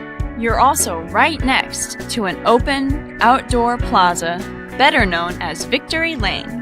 So now we're here in Concordia Hall's suite-style dorm room, and this is a really nice place to just hang out and chill. And since it's so big, there's plenty of room to spread out and do your homework and just relax. So now making our way into one of the bedrooms, there's plenty of space in this room for you and your roommate. A lot of times students will move the desks so that they've got their separate study space, but my roommate and I, we get along really well, so we can just work together here in the same space. Sometimes I like doing art as well, as you can see by the painting here. It's a 16 by 10 feet space, and most rooms on campus are 10 by 12 feet. So it's really nice to have a little extra space to work with here in Concordia Hall.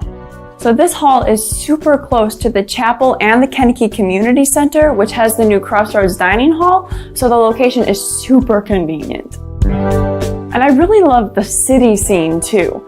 The location here is the closest on campus to the Oak Park River Forest downtown area, which has a ton of great stores and restaurants. Speaking of the city scene, I adore the view from this lounge because you can see the Chicago skyline right there. Concordia Hall at Concordia University Chicago.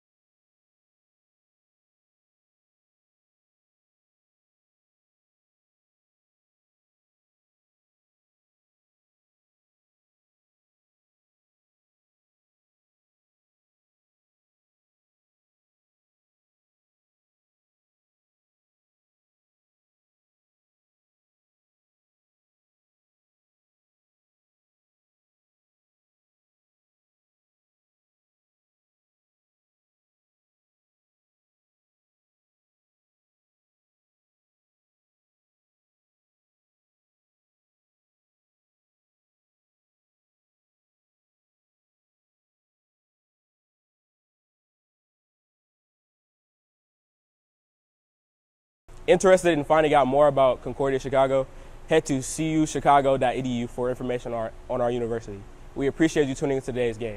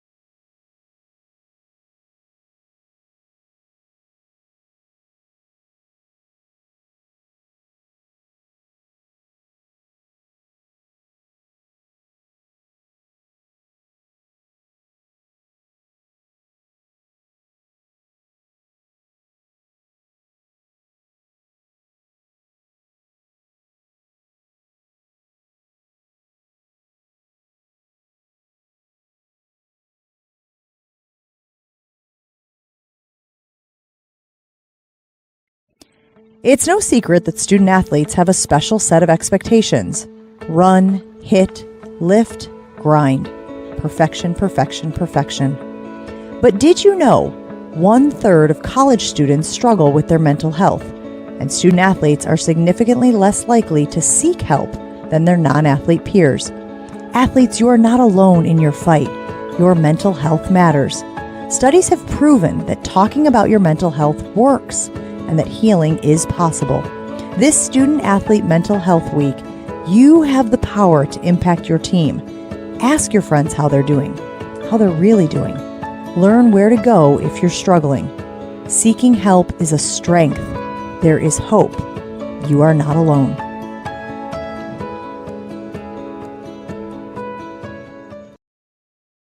Ready. Second half about to kick off here in River Forest as your Concordia University Chicago Cougars are trailing the Aurora Spartans 63-0. Let's go over some of the stats leaders from that first half of action. First in passing, Ian Luando, only 127 yards, but he's got 4 touchdowns through those 127 yards.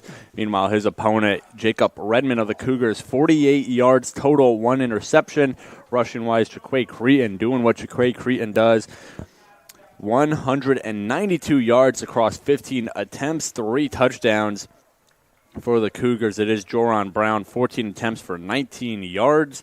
Receiving-wise, Ty Pruitt has 3 touchdowns across his 4 catches and 63 yards, while Chase Levi for the Cougars, 42 total yards and 3 catches. The other touchdown receiving-wise for Aurora came from Poole. That was a 1-yard reception as we get set to kick off here. Parker, you're the Cougars. You're down 63-0. We still have 30 minutes of football to play here. What does the Cougars' mindset have to be going into a second half where you're losing a game badly against the 15th ranked team in the country? I mean, just what do these players have to do in order to not check out mentally, be able to still go out there and put their best foot forward? Well, it's already an insurmountable lead, I would say, but just going and just doing what your offense didn't do in that first half. Pick up a couple first downs and even a score. Just something to build off of going into next week. Troy Pratley catches the kickoff and takes a knee for the fair catch as Cougars will start at their own 25-yard line. In terms of first downs, the Cougars, they had just 4, and one of them came from Troy Pratley, who lined up for the punt, and then when he saw the entire punting unit going downfield, he said, hey, I got about 15 yards in front of me of wide open field. He took it all the way himself for the first down. Why not at this point? You need something to get this offense sparked, so maybe try a risky play like that on 4th down and long. Worked out in Pratley's favor, but for now it's Jacob Redmond back on the field for CUC. 4 for 18 with 48 yards as this one is handed off and immediately brought down is the CUC ball carrier. We see a couple of substitutions made on that Spartans front 7. Looks like they've subbed out their entire defense, but still that CUC offensive line not getting any push, and the backups for Aurora, nice job right there just flocking to the football, wrapping up Brown and taking him to the ground. Yeah, it'll be interesting to see what personnel Aurora brings up here. Like Parker said, you're pretty confident in this 63-point lead in the second half, so maybe time for Don Beebe to get some new personnel out there, see what some of his players who spent this game on the bench have in their back pockets as Jacob Redmond decides to keep this one himself, trying to turn the corner, and he's brought down hard by number 34 of Aurora, Andrew Nordland. Listed as a safety, but he's all the way up at the line of scrimmage on that play. 3rd down now, and long for CUC. And already just really tough drive to start out the second half where it's 3rd and long and 2 plays going for negative yardage. Just a very tough look for the Cougars to start the second half. 3rd and long, CUC probably going to have to go through the air on this one. Jacob Redmond just 4 completion in his 18 attempts. As they're instead going to hand it off. Joran Brown, he gets stuffed at the line. Maybe not the play calling we expected to see out of Coach Lambert and his offensive staff. And because of it, it's a 3-and-out. Aurora's offense going to get a chance to get the ball here and This is a good thing to see if you are the Cougars, however. James Martino not lining up for the punt return. Instead, it is number 1, Steven Gonzalez. James Martino, 2 punt returns for a touchdown in this game. And now the Cougars don't have to worry about kicking it to number 23. And Gonzalez, another senior out of Manuka High School, a high school we've mentioned quite a bit on the broadcast today. And if you're the Cougars, you're thanking your lucky stars that Martino is not back there. And then brought down in the backfield on the punt was Prattley. Aurora, some great penetration from their special teamers. Number 34 was back there. Andrew Nordland, already mentioned his name once in this opening couple minutes of the second half, and now he sets up his offense in prime field positioning, as we're going to have to see who comes into this game under center for Aurora, as it will not be Luando. It'll be number 17, the freshman Tyler Adkins, getting some snaps at quarterback. Atkins, the freshman out of Martinsville, Illinois, has only passed the ball 3 times this year for 42 yards. So nice job of the Spartans really building that lead in the first half, seeing what they can get out of their freshman quarterback. And they hand it off to the running back, 5th-year Jonathan Alstott. And he gets a good chunk of yardage out of that, just a yard short of a first down. 2nd and 1 now for the Spartans. And we see this second-team offense is already in good field position with the tackle on the punter, Troy Prattley, already inside the 10-yard line. You're back to Alstott. Alstott trying to push through the line, and he's going to be in the end zone for the touchdown. Aurora picking up right where they left off in the first half. They score quickly here in the second. 69 points up on the board. What a nice day from the Aurora offense. And just really refreshing if you're Coach Don Beebe, your second team coming, and granted the field position was excellent, but right away scoring in just under a minute, 35 seconds, so well under a minute, but really nice job by the second unit from Aurora, just continuing to pour it on, tack on a couple more points. The kick from Heilich is up and good. 70-0 Aurora. 12:07 left to go in the third quarter. As CUC looking to still get anything going offensively. 4 total first downs in this game. As they got nothing on their first drive. As we can see on the sideline, interesting note, Jacob Redmond putting on a red penny and a headset. So the CUC starter, his day might be done. The listed second starter for CUC is number 4, the freshman Colton Bosch, who got his first couple snaps in last week's game when Redmond had to leave for a bit with injury, as Bosch is strapped up with the helmet. I think we might be seeing the freshman get a couple more chances here today. And this doesn't mean that they're benching Redmond. They're just wanting to see what they have in Colton Bosch. We know that he's a really good pocket passer. Just wanting to see what he really brings to the table. And when Aurora's already up by so much, you want to see what you have out of these younger guys. Troy Prattley lets that kickoff bounce out of bounds, which means they'll get a flag. So CUC going to get a little help on starting field position here. As the ball, instead of starting at the 25-yard line, will start at the 35-yard line.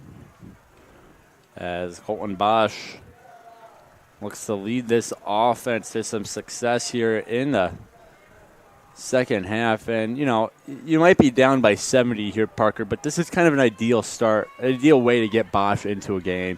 It is a relatively low-pressure situation. A 70-point comeback in the second half, looking less and less likely as time marches on. So for Bosch, this is a chance to, go out there. Maybe he's going to make a couple mistakes, but this isn't a high-pressured, close game as he delivers a dart to Devin Bledsoe for the reception. Not at all. And offensive coordinator Chase Hankins has been very high on Bosch, saying that this kid can throw it a quarter of a mile. So we know what we have in the passing game when Bosch is in there, and I think they're going to be kind of lean towards calling more passing plays just to see what they have out of the freshman, but very low pressure situation. So great opportunity for him to just go out there and let it rip.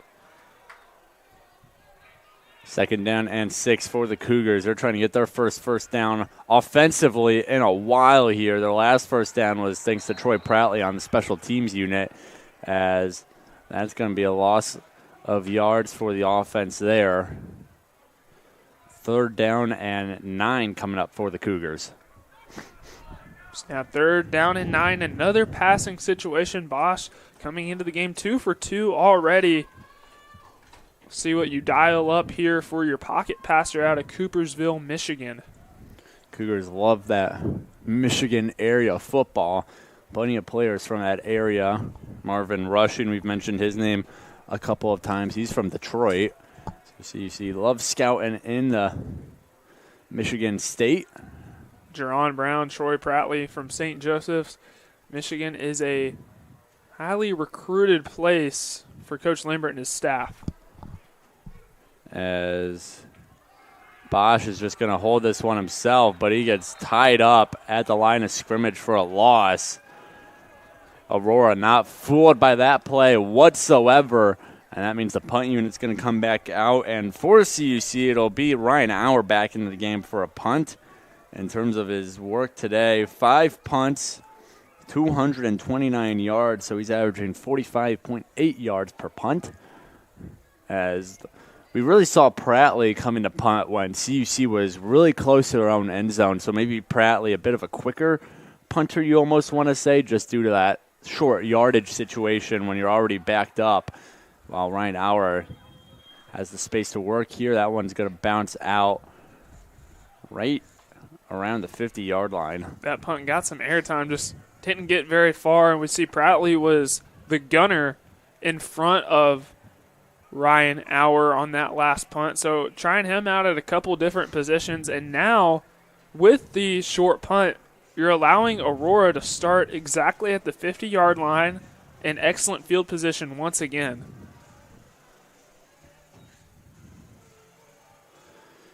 $9:53 left to go here in the 3rd quarter as Aurora back on the offensive. Adkins hands it off to Gonzalez. Gonzalez with some speed finds himself a 1st down. Man in motion, able to curl up and work through some defenders. He gets the 1st down plus a couple yards. Gonzalez, not exactly the tallest player in stature, standing at 5'9", but what he does bring to the offense is his shiftiness and his speed. Showcased it right there, getting the jet sweep on the handoff from Atkins. Adkins puts the man in motion again, and Gonzalez. This time it's a handoff to Alstad, who just stays on his feet. Alstad powering through the CUC defense for a gain.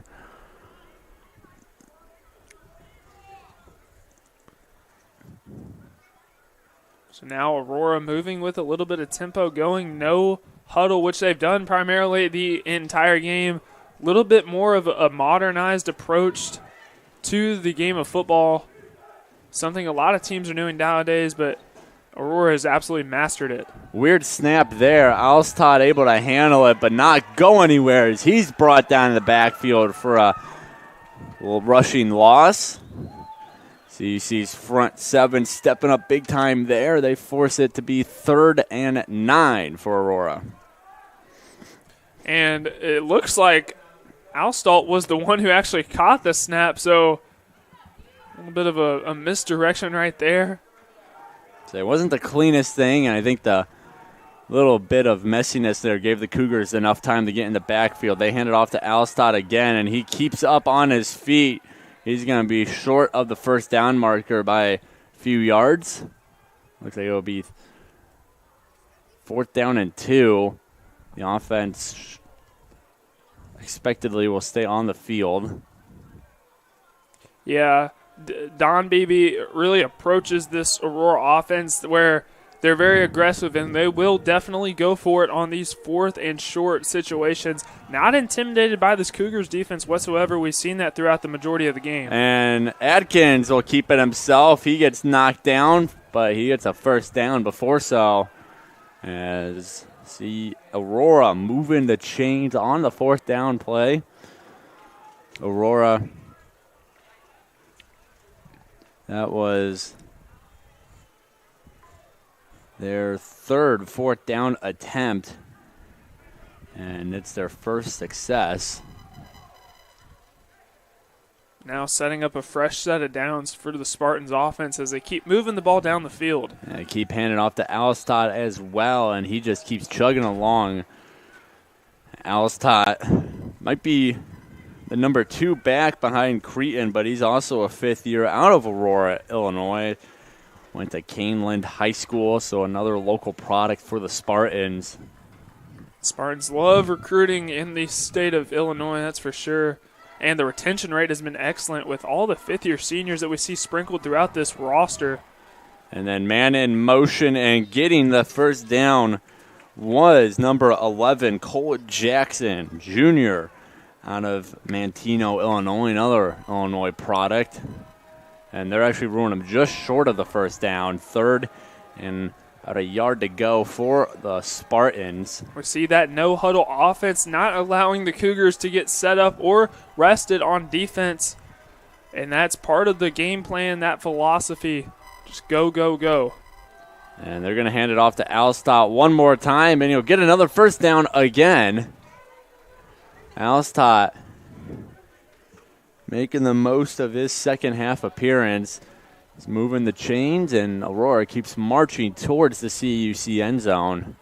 And we know Aurora is a very pass-heavy team, but today been giving the ball to the pair of running backs in Cretan, who got the majority of carries in the first half, and now Al Stolt here in the second. Both of them doing an excellent job this afternoon. Adkins keeps the ball, shakes off a tackler, but falls out of bounds. Gain there for number 17 in white. As we are under the 6-minute mark, the clock goes back in play, and we saw how effective Aurora was in the first half, Parker, in terms of scoring quickly. But this half, they seem a little more content with running the ball, getting that clock moving, wasting some time. Maybe not wasting time, but they're okay taking a little bit longer getting to that end zone now that they have that nice 70-point cushion, as Alstott's going to do just that. He's into the end zone. Another touchdown for Alstott, his second of the day, and that'll make it 76-0, Aurora. And right there, we just see how great this Aurora offensive line is. I think Alstott was untouched on his way to the end zone. It's a rarity, especially when you're running right up the A-gap inside zone. But Aurora just continuing to pour it on. They're getting ready to get 77 pending the extra point. Heilig in for the PAT. As his kick is up and through the uprights with plenty of room to spare. 5:26 left to go here. 77-0 in favor of Aurora. And Parker, we're talking about, Aurora bringing in some of their, second-line players, if you will, the guys who are listed number 2 on the depth chart, as well as maybe some players who aren't on the depth chart at all to get some opportunities. And the thing about Aurora, though, is that they're such a talented team. They're such a deep team that even their number, quote-unquote number 2 guys or number 3 guys, those guys could probably be starters in other schools around this country. That's just how good this Aurora team is. So don't think just because these guys didn't see action in the first half that they are, anything less than good football players. No, and that's just the power Don Beebe has. When you built the program from a ground up, we see that Aurora wasn't a very good football team before Don Beebe gets there.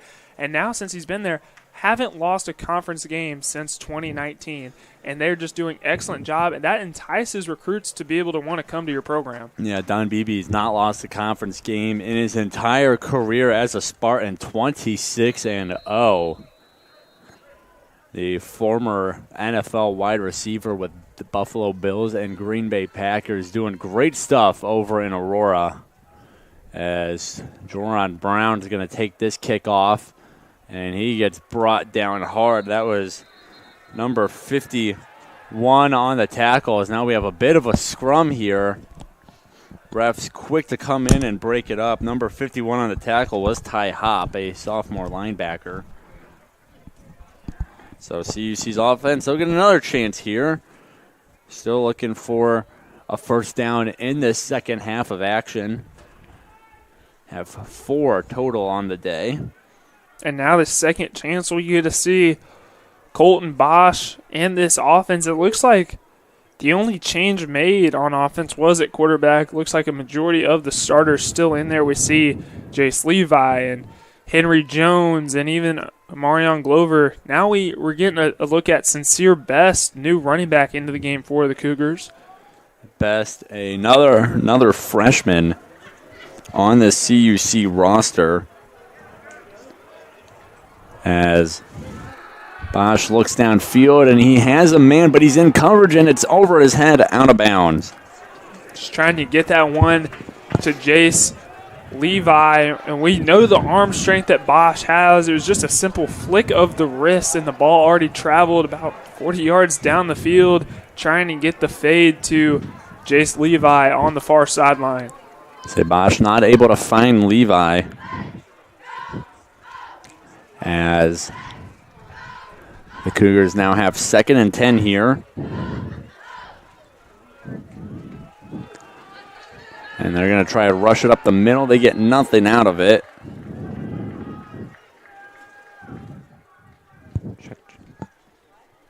We should see some more pass plays called for Bosch. Running game not much of a factor in the first half. Hasn't been much of a factor in the Cougars' first couple drives here in the third quarter as well. So expect to see a couple more pass plays potentially called for Colton Bosch.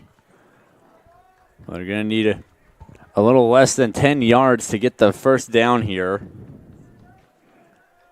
as CUC looking to make something happen offensively. 3rd down and 9 on their own 26. Colton Bosch, he has to pitch it out to Best, and Best, he's knocked down behind the line of scrimmage. And that'll bring up another 4th down for the Cougars, which means Ryan Hour is going to have to come back out for another punt. I think number 41 in gold will be icing his leg down after this game. This will be punt number 6 of the day for Ryan Hour, and we still got over 18 minutes of football left to play. And we saw coming into the day, Ryan Howard's punted the ball 18 times, which is a pretty hefty number. I think this one got tipped. It was way up in the air, and it's rolling backwards as the ball is down. That ball did not stop far from where Hour actually punted it. Not sure the exact play on it, but it almost looked like it got tipped. And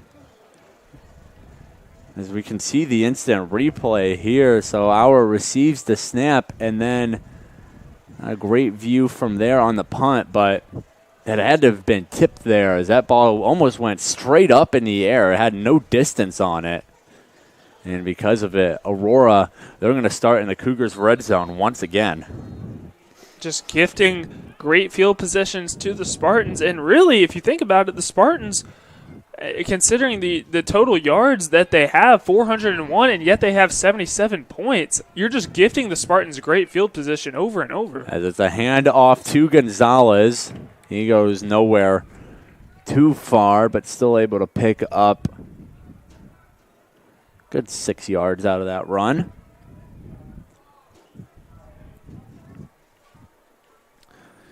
So it'll be 2nd down for Aurora. Adkins still under center. He's got Alstott behind him and a man to his left.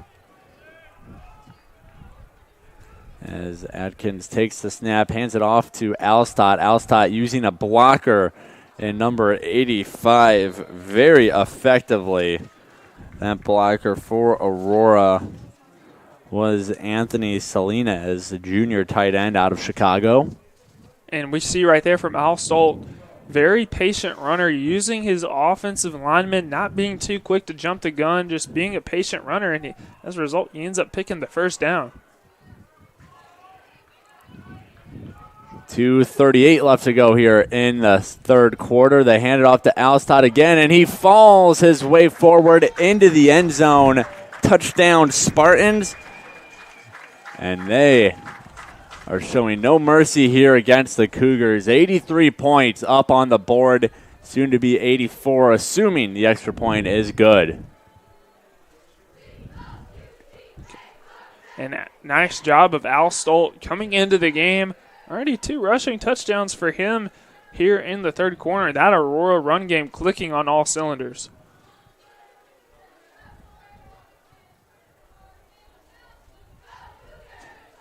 Heilig gets set for the kickoff, for the point after touchdown, and it's a bad snap. The kick is off. Is it good? It is. Oh, my goodness. Even when things go wrong for Aurora, they still find ways to make it work. That snap was almost rolled to the holder, and Heilig got just enough on it to get it through the upright. So Aurora, they take an 84-0 lead here in River Forest. 2:33 left to go in the third quarter. We're going to take a break here on the Cougar Sports Network, and when we come back, CUC looks to put up points for the first time today when they get the kickoff.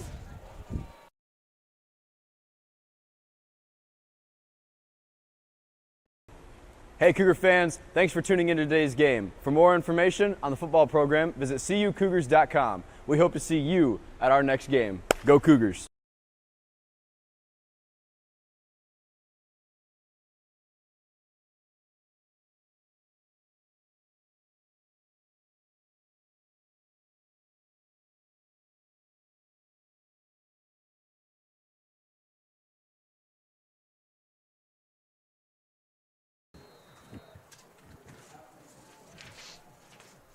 So Aurora gets set for the kickoff, but we've mentioned a couple of times today, the Cougar and Spartan football teams, they're supporting Helinski's Hope on the field wearing the green mental health ribbon on their helmets. It's that same ribbon me and Parker are wearing as pins. We show that off in the pregame show. And Cougar fans, everyone is available to pick up Helinski's Hope bracelets, Matters or CUC mental health bracelets, as well as other various resources from today's event in support of mental health. So if you're in the area, if you're at the game and you're listening to the broadcast, first off, thanks for listening. And then how about you head down to the tent at the end of the bleachers towards the scoreboard where we have plenty of goodies for everyone to grab. CUC believes mental health is a crucial part of being a student athlete, as these two schools are joining to break the stigma alongside 160-plus universities for Helinski's Hope. An amazing cause being supported here today by both of these two football teams. Student Athlete Mental Health Week is trying to prove that mental health does indeed matter. You can learn more about Helinski's Hope and Student Athlete Mental Health at helinskishope.org. As these two teams, as well as plenty of other teams across the country, across all 3 levels of NCAA, are banding together and showing support for a really, really good cause, a cause that really matters in today's world. Meanwhile, on the football field, CUC a 2nd and 7 as they try to get something going here offensively. It's been a struggle this game. Just 4 first downs for CUC as they hand it off to one of the Dace brothers. He's brought down, more specifically, that is number 10, Gabe Dace. Gabe and Gavin, the twin brothers from Sullivan, Missouri on this football squad. Gabe offense, Gavin defense. And another cool story on this Cougars football team.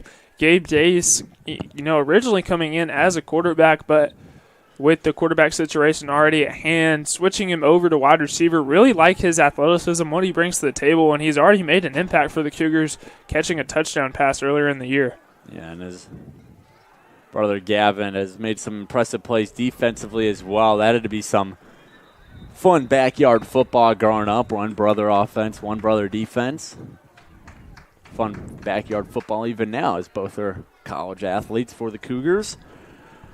Meanwhile, the Cougars, another 3 and out. They just cannot get past this Aurora defense, no matter who the Spartans throw out there, as this will be the punt unit coming out. It'll be Troy Pratley for the kick. What you want to do, you just want to take this game into the fourth quarter. Don't want to make, like I mentioned before, a bad situation worse. Just try to eat as much clock as you can. Take this game into the fourth quarter. Troy Pratley, the kick. And it's going to take a couple bounces before it reaches Gonzalez. He has to make something happen with it as he gets tackled down by the CUC special teamers. 7.1 seconds to go here in the third quarter. Aurora will get one snap off, and then we'll get ready to head to the final frame of regulation. Aurora on top of the Cougars 84-0 here in River Forest.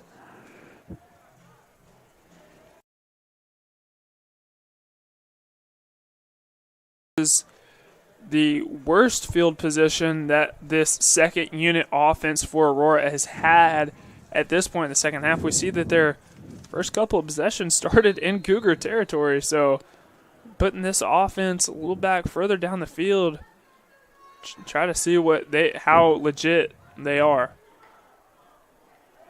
And the handoff and getting brought down almost immediately was the running back on the carry. That is number 27 for Aurora, a new face. That is Zach Russell, Jr. out of Edmond, Oklahoma. And with that loss, that'll bring us to the end of the third quarter. So 15 minutes left to play. CUC trailing the Spartans 84-0 as they're trying to put together a complete fourth quarter and end the game on a high note. We'll see if they can do it when we come back in just a minute on the Cougar Sports Network.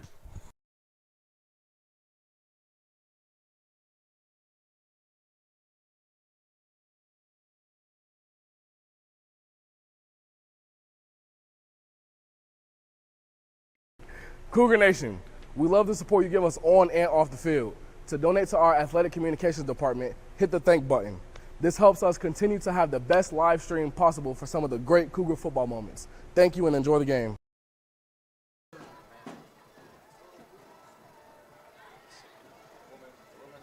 Hey there, we appreciate you tuning in to today's game. To stay up to date on all things CUC football, follow us on Twitter and Instagram at CUC FB Family.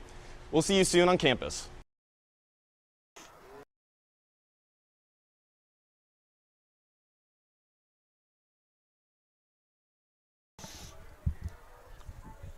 So the field has been flipped. Second down for Aurora. Second and 14 for the Spartans as this handoff is given to number 81. Another name we haven't had the chance to call yet today. That is Adam Munch, freshman wide receiver out of Chicago. Went to Amundsen High School. And now it'll be third down and 13 for the Spartans. CUC has a chance to just getting a couple fresh faces Aurora. in there. Getting a couple fresh faces in there. Spartans trying to just see what they have as far as their depth is concerned. And so far, the second unit has been playing very well. And he's brought down for a fourth down. So Aurora unable to move the chains here. They'll bring out the punt unit, and CUC. This is the first time CUC will see Aurora's punt unit, which is pretty impressive for the Spartans in terms of their results. Their first drive ended on downs. And then after that, touchdown, touchdown, touchdown, touchdown, touchdown, touchdown, touchdown, touchdown, touchdown, one more touchdown. And now they will end this one on punts. What a complete game it's been from the Aurora offense. Every drive but their first has resulted in a touchdown, and this one now will result in a punt. It just shows you how dominant this offense has been really all day. First punt coming in the fourth quarter. Flag blows. I believe the play clock ran out, which means Aurora's going to have to back up a little bit.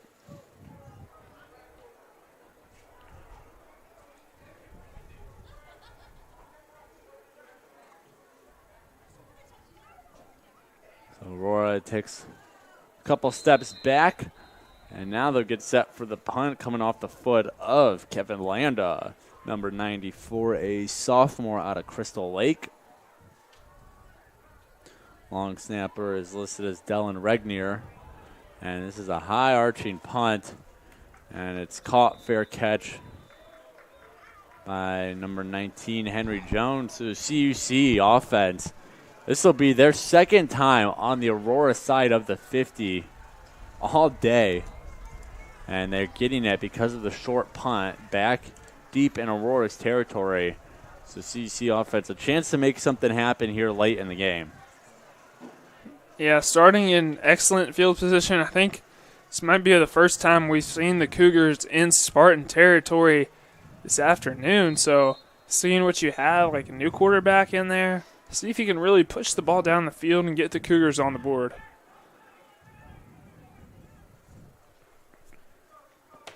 Bosch in the backfield. He's going to look. He finds a short pass, but over the hands of the intended receiver. That was number 16 for the Cougars, a Marion Glover, freshman out of St. Petersburg, Florida. And because of it, it'll be now 2nd down and 10. Really nice play by the corner sophomore out of Lockport, Illinois, Shane McEntee. Really not allowing Bosch to, even if that pass was a little bit lower, it was still a good defensive play by McEntee.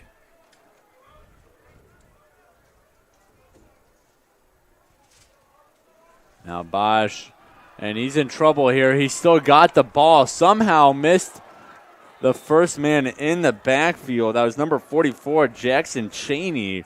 I have no idea how Cheney did not even get a hand on Bosch there. He almost walked in the backfield, and Bosch just kind of walked right by him again. Maybe the greatest 2-yard run we've seen from the Cougars today. Colin Bosch somehow eluding Cheney and then getting just a couple yards out of it, so it'll bring up 3rd down and 8. CUC looking for their first down of this half. Have not found it yet as the play clock. The play clocks are off. Don't know if that's a malfunction or what, as Bosch finds a man, a Marion Glover right there. 1st down Cougars, the offense back in action now after a long time off. First down CUC's had in a while. And because of that, they move well into Aurora territory now. Really nice job of Bosch. We see, again, the arm strength on display, firing that ball into Glover, set down on the curl route, able to pick up a nice chunk of yardage for the Cougars. 11:50 left to go in the regulation. Bosch, he tries to find a man there again, and Glover, does he get it? He does not. It touches the ground first. So 2nd down and 10 coming up for CUC. Colin Bosch so far 5 for 8, 17 yards. As CUC using some short completions just to get their freshman QB in a groove.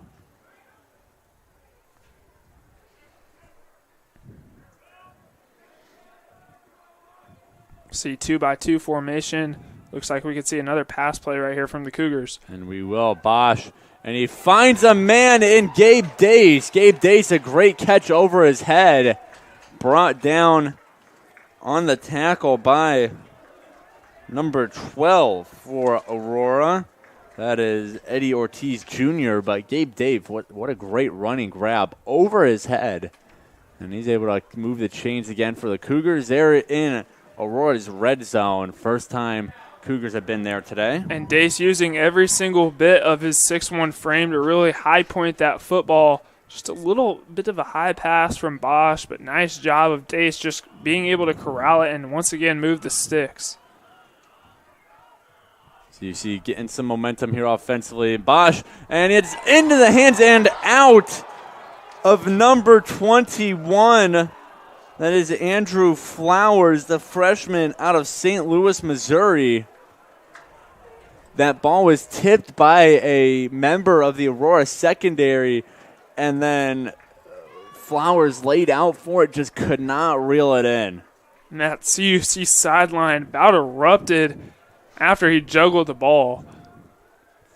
It looked like a pick, and then it looked like a touchdown. Ends up being neither, an incompletion, as that brings up 2nd down and 10 for the Cougars on Aurora's 11. And now Bosch is going to look towards the end zone again at Gabe Dace. Dace is tied up by Shane McEntee. And because of it, it'll be 3rd down and 10 now. You're just sending Dace on a goal line fade. It's Bosch's job to keep him in bounds, just overshot him, and the ball traveled way out of bounds, not giving Dace a chance to make a play on the football. 3rd down and 10 for CUC.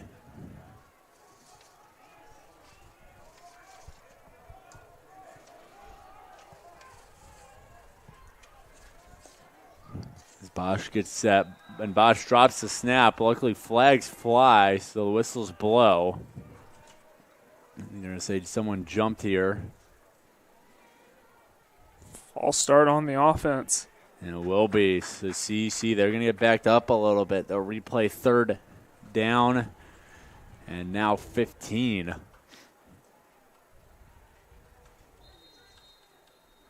As Aurora desperately trying to stop CUC from putting some points up on the board.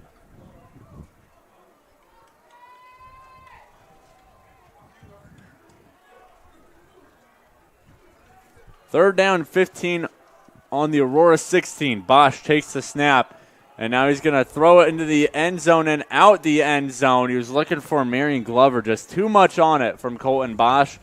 And that'll bring up 4th and 15. And, Parker, you got to imagine down by 84, less than 11 minutes to go here in regulation. CC offense is going to stay out on the field, which it looks like they will. And it was just a similar situation to that pass we just saw to Glover out of bounds. And same thing happened with Dace. You sent them both on goal line fades, just Bosch just too far out of bounds. Got to be able to reel in the cannon a little bit just to give those guys a chance to make a play. CC's going for it. 4th and 15, 16 yards to the end zone. And Bosch, he looks for Gabe Dace, and it's off the top of his hands. Gabe Dace was in the right spot at the right time, but he cannot reel in the pass over his head, and because of it, turnover on downs. Aurora gets the ball right back. And that right there, that was a great ball from Bosch to Dace. And if you're Dace, you have the length, you have the size, you got to be able to reel that one in. And I know that's one the freshman wishes he had back. So we can see the replay here. Dace beat his man by a few steps and just over his head and his hands. And because of it, Aurora maintains their shutout.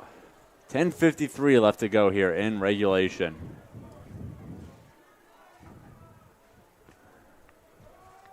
And there's a helmet on the ground as finding some room to run is number 27 for Aurora, the newest running back we've seen the Spartans put into the game. That is, once again, Zach Russell. He gets a 1st down and a little more. And it looks like that helmet that came off was off of number 54, Myron Spencer, the freshman out of Detroit, Michigan, another Michigan guy. So he'll have to come out for a play.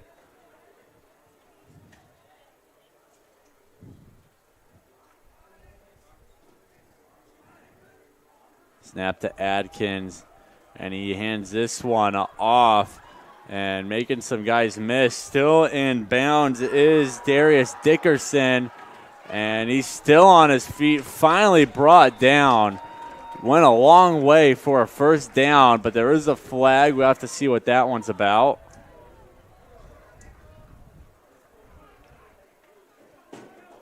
And it'll be holding on the offense, which means They're going to have to back up. They will get another first down play here, but CUC getting a break there with the Aurora lapse offensively. And a very, very rare mistake from the Spartans today.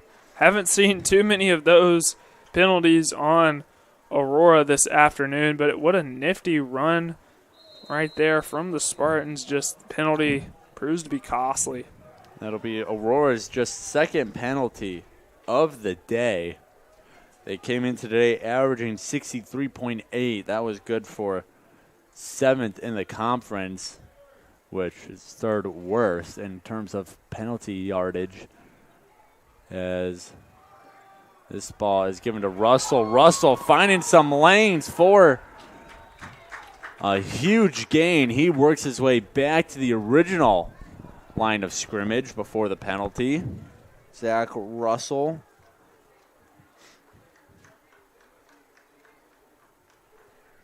See that Aurora's just run game clicking on all cylinders with Russell, just a bowling ball of a player, just bouncing off Cougar defenders left and right and getting them in a situation where now it's second and manageable, whereas it was first and a long ways to go just a play prior.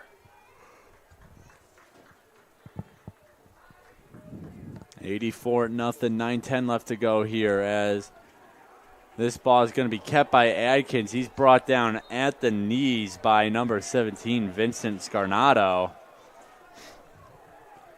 Scarnato came into CUC as a defensive back, but so far this season we've seen him play receiver and now back in the secondary, so kind of a player that's been playing both ways for the team.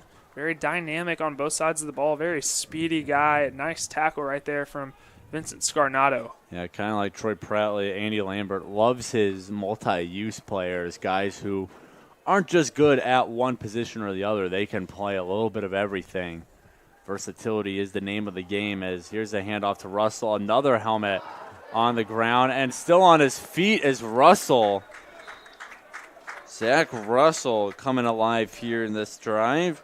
That helmet belonged to Myron Spencer, who we saw him lose his helmet a couple plays ago, which probably means he needs to tighten it up a little bit.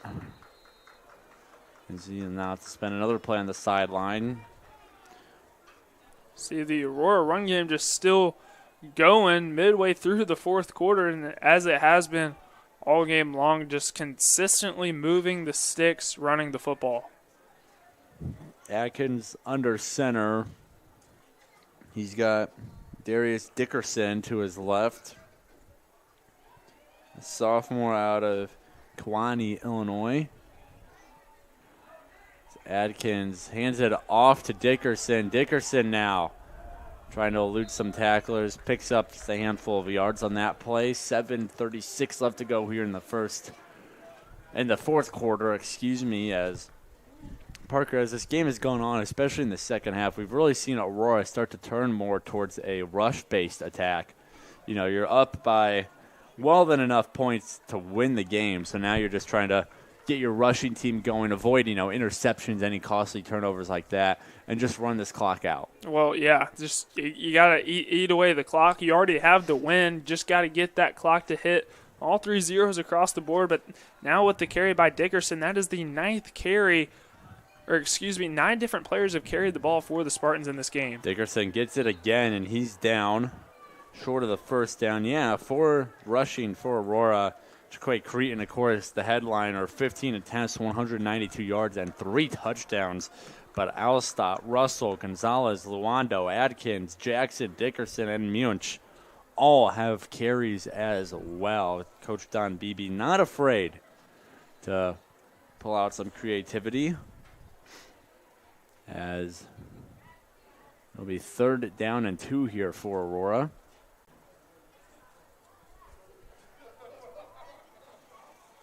They've already wasted a lot of time here in the fourth quarter just trying to get out of River Forest with the win, so they already have.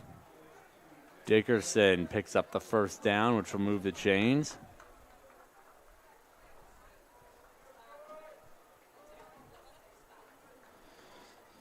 So CUC mentioned already, they'll be back in action 1 week from today at Lakeland University. 1 p.m. start time up in Wisconsin. Then they'll be back home the next 2 weeks, the 21st against Eureka and the 28th against St. Norbert. And that'll close out the home portion of the 2023 regular season. They'll finish up with 2 games on the road at Wisconsin Lutheran College on November 4th and at Rockford University to close out the season on November 11th. So we look forward to seeing everyone back here in 2 weeks for another pair of Cougar games as Russell keeps pushing his way through the line. Russell, a bit of an angry runner, not easily to brought down. As this clock approaching the 5:10 mark left in regulation as Aurora just slowly chipping away at the CUC offense this drive. They're not used to having these long, methodical drives, but in a situation like this, don't really have a choice, and they've just been getting it done, running the football. Keep on going and taking away at that clock.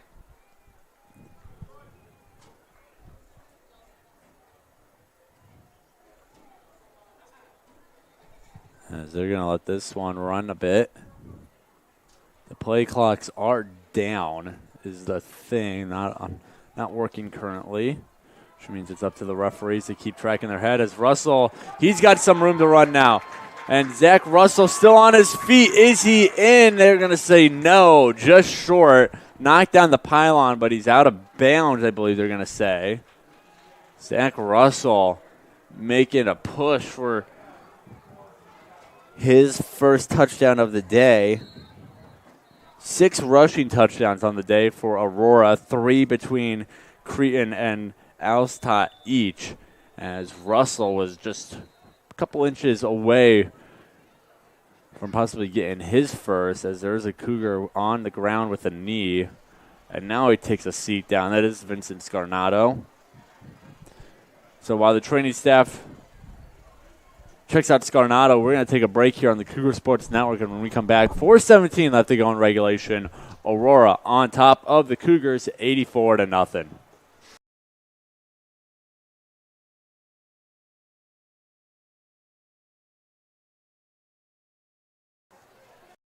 Hey Cougar fans, thanks for tuning in to today's game. For more information on the football program, head to CUCougars.com. We hope to see you soon in our next game.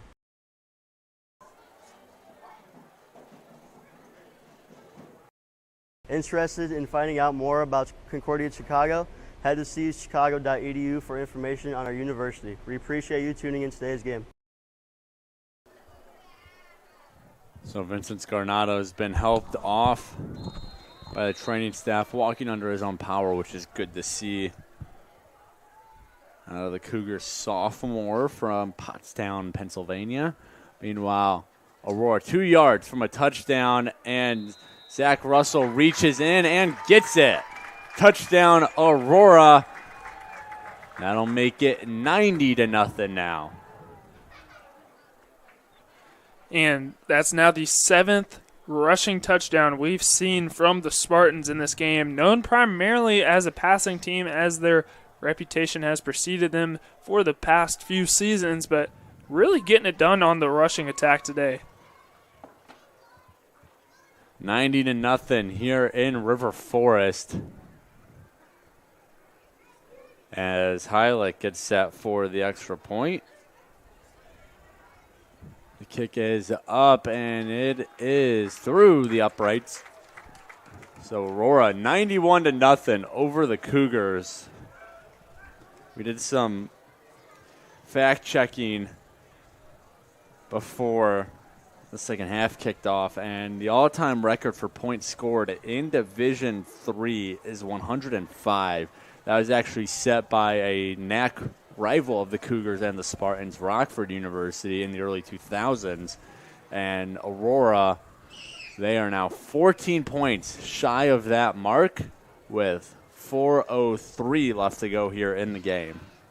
And if you're Don Beebe, you don't necessarily care about the records as much as you do the wins. But, I mean, when you're at a point like this and you've just been dominating 91-0, It's no small feat. And if you're Aurora, put up 70 points last week against Eureka, now 91 against CUC, 161 combined points in 2 games. Not bad, huh?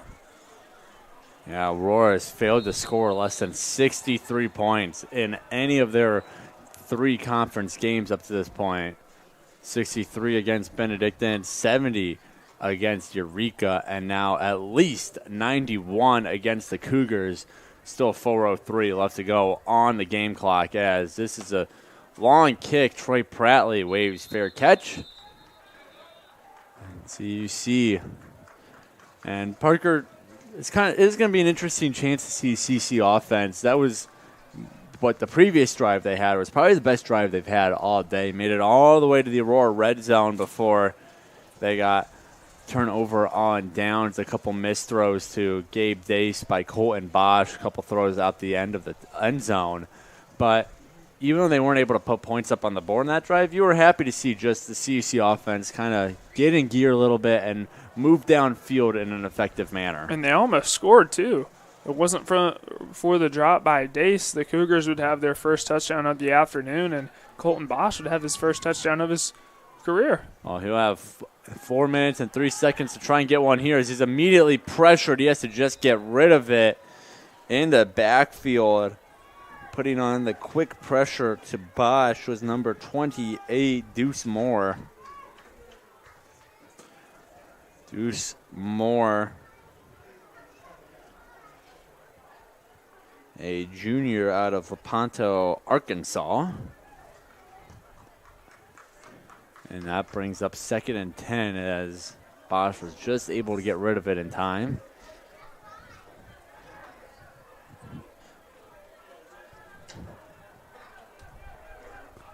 Now 4 minutes to go here in the 4th half. Let's see what CUC can dial up to conclude the ball game. CUC puts a man in motion, and then that pass gets batted down by Deuce Moore. Flags do fly. So we'll have to see what this call is from the referees.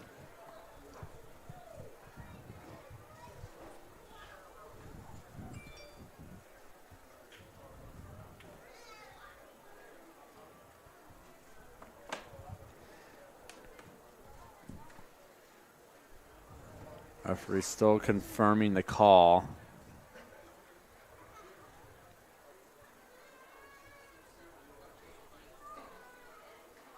As the ref's mic has also gone out, he is pointing a penalty towards the Cougars, but Don Beebe's going to decline it as it'll bring up 3rd down after that incompletion. So 3rd and long once again for the Cougars. Found themselves in the situation quite a bit today. Have only converted 2 times on 3rd down in this ball game. 2 for 16 to be exact as Bosch. He's trying to make it 3 for 16. He's not as he's sacked in the backfield. Deuce Moore in the vicinity, as is Jackson Cheney, the freshman, making his name known. And that'll bring up 4th down and the punt unit for CUC. Troy Prattley out to do the honors. This clock down to 3:38 left in the game clock. But, Parker, if you're the Cougars, you're head coach Andy Lambert of this team. Obviously, this loss, not what you want to see out of the team, and not a loss in this degree either, as it's shaping up to be at least a 91-point defeat for the Cougars, and Aurora will have another chance with the ball. Will they? Maybe they'll run it out or at least just try to waste on the clock as the punt is botched on the snap. Troy Prattley had to go into the end zone to get it, and this one, and it rolls through the legs. Ball still loose, and falling on it is Gonzalez. A very dramatic punt. It's 2 minutes and 48 seconds left to go in a 91-0 game. A little bit of excitement here at the end.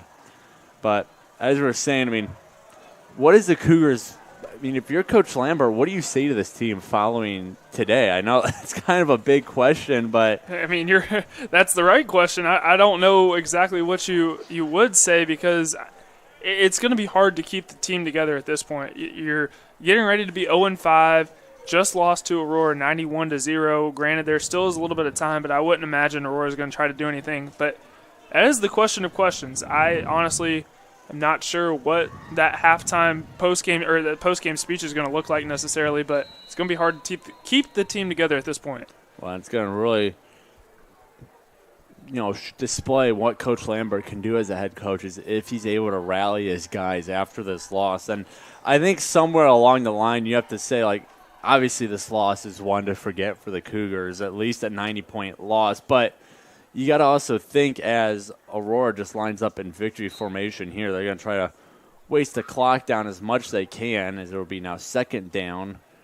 But, Aurora is the 15th best team in the nation. You do have to remember that. And if you're Coach Lambert, I think you just say, we got to wipe this one from the memory, guys. Obviously not what you want to see. You wanted to see a competitive game, but let's try to forget about this one. There are maybe a few positives to build on, but let's really focus on what we did against CU Dub, because I think that is a much better game to compare for if you're the Cougars. CU Dub is a good team, but they're not in a different stratosphere like this Aurora squad is.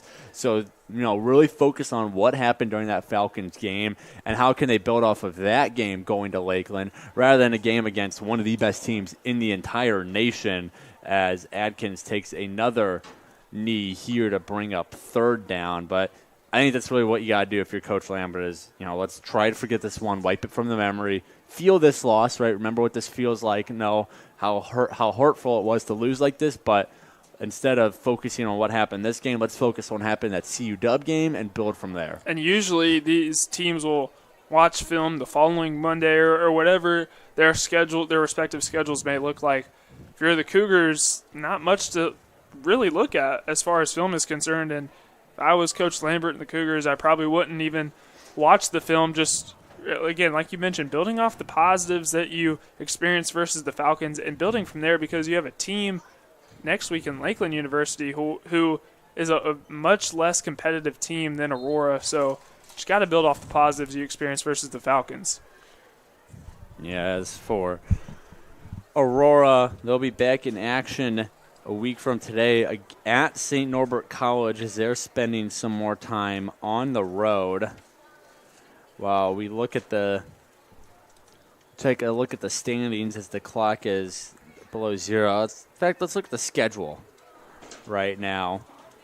In terms of final scores reported, St. Norbert has beat Rockford 58-6. So that Norbert Aurora game could be a good one. WLC beating up on Lakeland 31-14 right now, while Concordia, Wisconsin, and Benedictine, that one is 34-0. 36 seconds left to go in the fourth, so CU Dub on top of Benny on their way to another win. As for the overall standings, Aurora, they're improved to 3-0. They'll be tied with Concordia, Wisconsin, who's also 3-0, but they'll be 4-0 after their win today. St. Norbert, Eureka, and Benedictine all have one losses as of now. St. Norbert will stay at one loss, while Benedictine, they'll get another loss tagged on. As for Lakeland, WLC, Rockford, and CUC, they round out the lineup. So Cougars, they fall in River Forest here today, 91-0 in favor of the Aurora Spartans. Let's look over some of the final stat lines from today. In terms of passing, as try to get our stat sheet up and running. I think there's 16 seconds left to go, on the clock. That whistle was for the turnover. So Aurora does turn it over on downs. Again, this is essentially the end of the game. CUC looks like they might be running a play here. Kind of an interesting decision from Coach Lambert as he wants to get one more playoff. And they're going to give it to running back number 24, Jordan Garcia. And now the clock will hit 0. So now it's the end of the game officially. Maybe some confusion there over the end. The final music from the CUC speaker system was playing. But now the clock is at double zeros on our scoreboard, which means that is it for today's game. 91-0 in favor of the Spartans. What an outing it was from Aurora in terms of some of the final stat lines. Passing-wise, Ian Luando, 127 yards, 4 touchdowns in his performance, while for the Cougars, Jacob Redmond and Colton Bosch combined for just 83 yards. Rushing-wise, Jaquay Greeton led the way with 192 yards and 3 touchdowns. Also having 3 was Alstott, and having 1 was Zach Russell. While receiving-wise, the game leader was Ty Pruitt with 63 and 3 touchdowns. While the Cougar receiving leader was Chase Levi with 46. But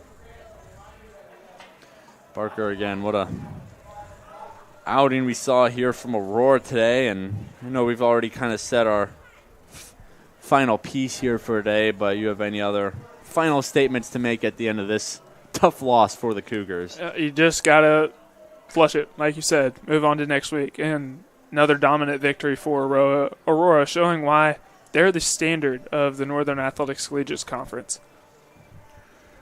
Well, that'll do it from River Forest. Again, the Cougars back in action on the road next week. 1 p.m. start time against Lakeland University. Coverage can be found at our website, cucougars.com, while they'll be back home a week after that on the 21st against Eureka College, a 1 p.m. start time there. Both games can be found coverage for them can be found at our website, cucougars.com. The live stream for that Eureka game can be found on this YouTube page, CUC Sports. I want to thank everyone who is making today's presentation of this Cougar Sports Network game possible. Our spotter for the day was Chandler Kerr. Rafael Gonzalez on participation. Cameras manned by Amaya Martin and William Bishop Green. Our producer for the day was Sydney Lloyd. Sebastian Miller working photographs. Chandler Kerr also working the play clock. And then we're under the direction of Sydney Proskis-Slaher and our sports information director, Kayla McLeod. But I was Peter Borkowski, joined by Parker Kelly. We do have one more Cougar Sports Network presentation coming up for you in a little over an hour. The women's volleyball team having their senior day in Geisman Gymnasium. So stick around on CUC Sports on YouTube if you wish to see the women's volleyball team take on MSOE and honor their seniors. But if not, this is Peter Borkowski signing off the Cougar Sports Network and wanting to say, as always, go Cougars. Thank you so much for tuning in to today's Concordia University Chicago Cougars Athletics broadcast. We hope to see you on campus very soon. If you would like to learn more about what Concordia Chicago has to offer, go to cuchicago.edu.